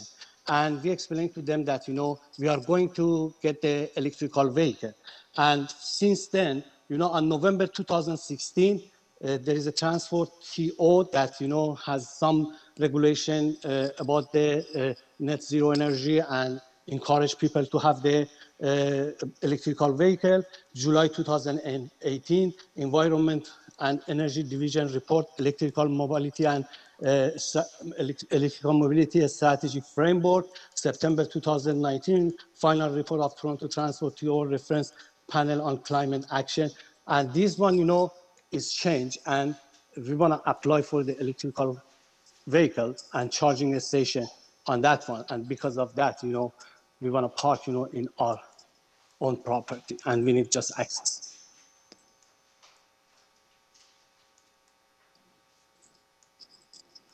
Any other question? Okay, so we're going to take it into committee now. I have some concern about the OMB decision. There's a principle of law that says that once a decision is made, you appeal it, or you abide by it, and so that there's not inconsistent rulings. So I'm just looking at paragraph 58. I appreciate that the option was given to the board to choose one or the other. I just want to see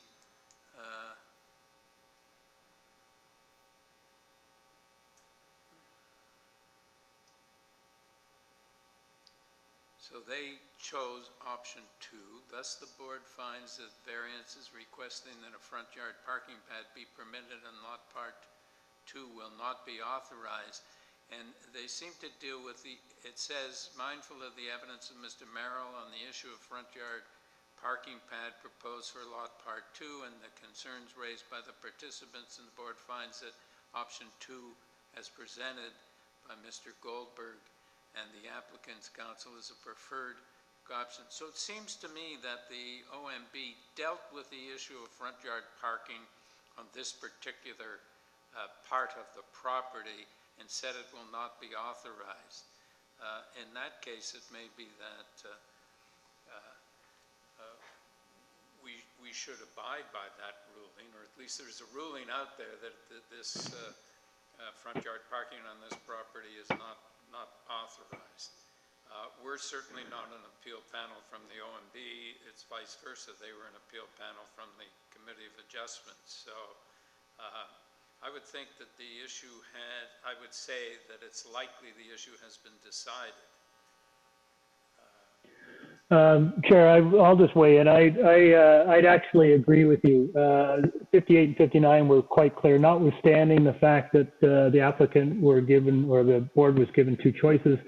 I find the board was actually quite clear. And I don't think coming through the variance process is a way to relitigate that issue. It should, if the proponent wants to challenge that issue, there are ways in which you can do it and take it back and seek a different time of decision from the board. I also wanted to thank all the residents. I thought the discussion from those who spoke today was actually very helpful in kind of putting a character or perspective on the issue. I'm not convinced that front yard parking isn't something that we should be considering more fulsomely, and there are a number of parking pads on the street. But I found the evidence and the input from the speakers today very helpful, and buttressed, I think, by, as you say, Chair, the board's quite clear assessment of front yard parking. My experience with the board is sometimes they're not quite as clear as that, and in this instance, it seems to me 58 and 59 were quite clear. So for that reason, I don't think I'll be supporting this application. So do you want to make a motion to that effect? I have some comments to make too. Okay. Yeah, I agree with Larry, and after the presentation of oppositions, even before that, I read the opposition letters. I tend to agree with the argument, and it's very clear the board why they make a decision like that is to balance the prevailing street conditions. You can see that it's really quite stable conditions that cars are allowed to park on one side, and then because there are no other driveways. And the argument about the electrical charging station is it's not quite fair for the residents in the area because they should not have the burden to provide that for people who want to charge their electrical vehicles. It should be an infrastructure that the city should discuss or learn how to put in. And I do not agree with that argument either. And I'm not in support of the application either. And I think the impact to the current condition is too big.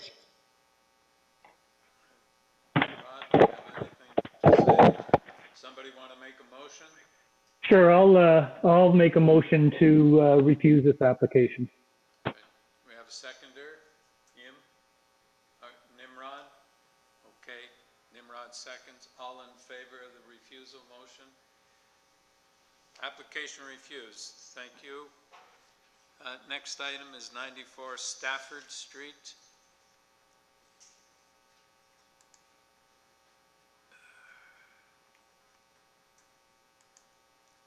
And the purpose of this application is to alter the two-story semi-detached dwelling by constructing a rear one-story addition.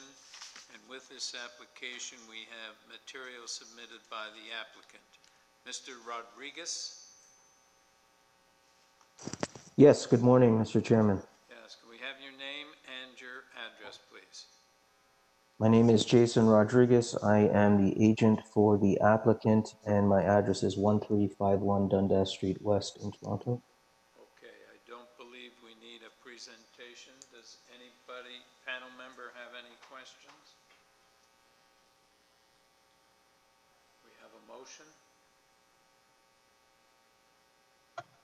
Yeah, I would put forward a motion to approve the requested variances. I believe that variances are minor, the additions are small, and so approval with no conditions. All right, the seconder. Larry, all in favor of the motion? You have your approval, sir. Thank you. 201 Grace Street. Purpose of this application is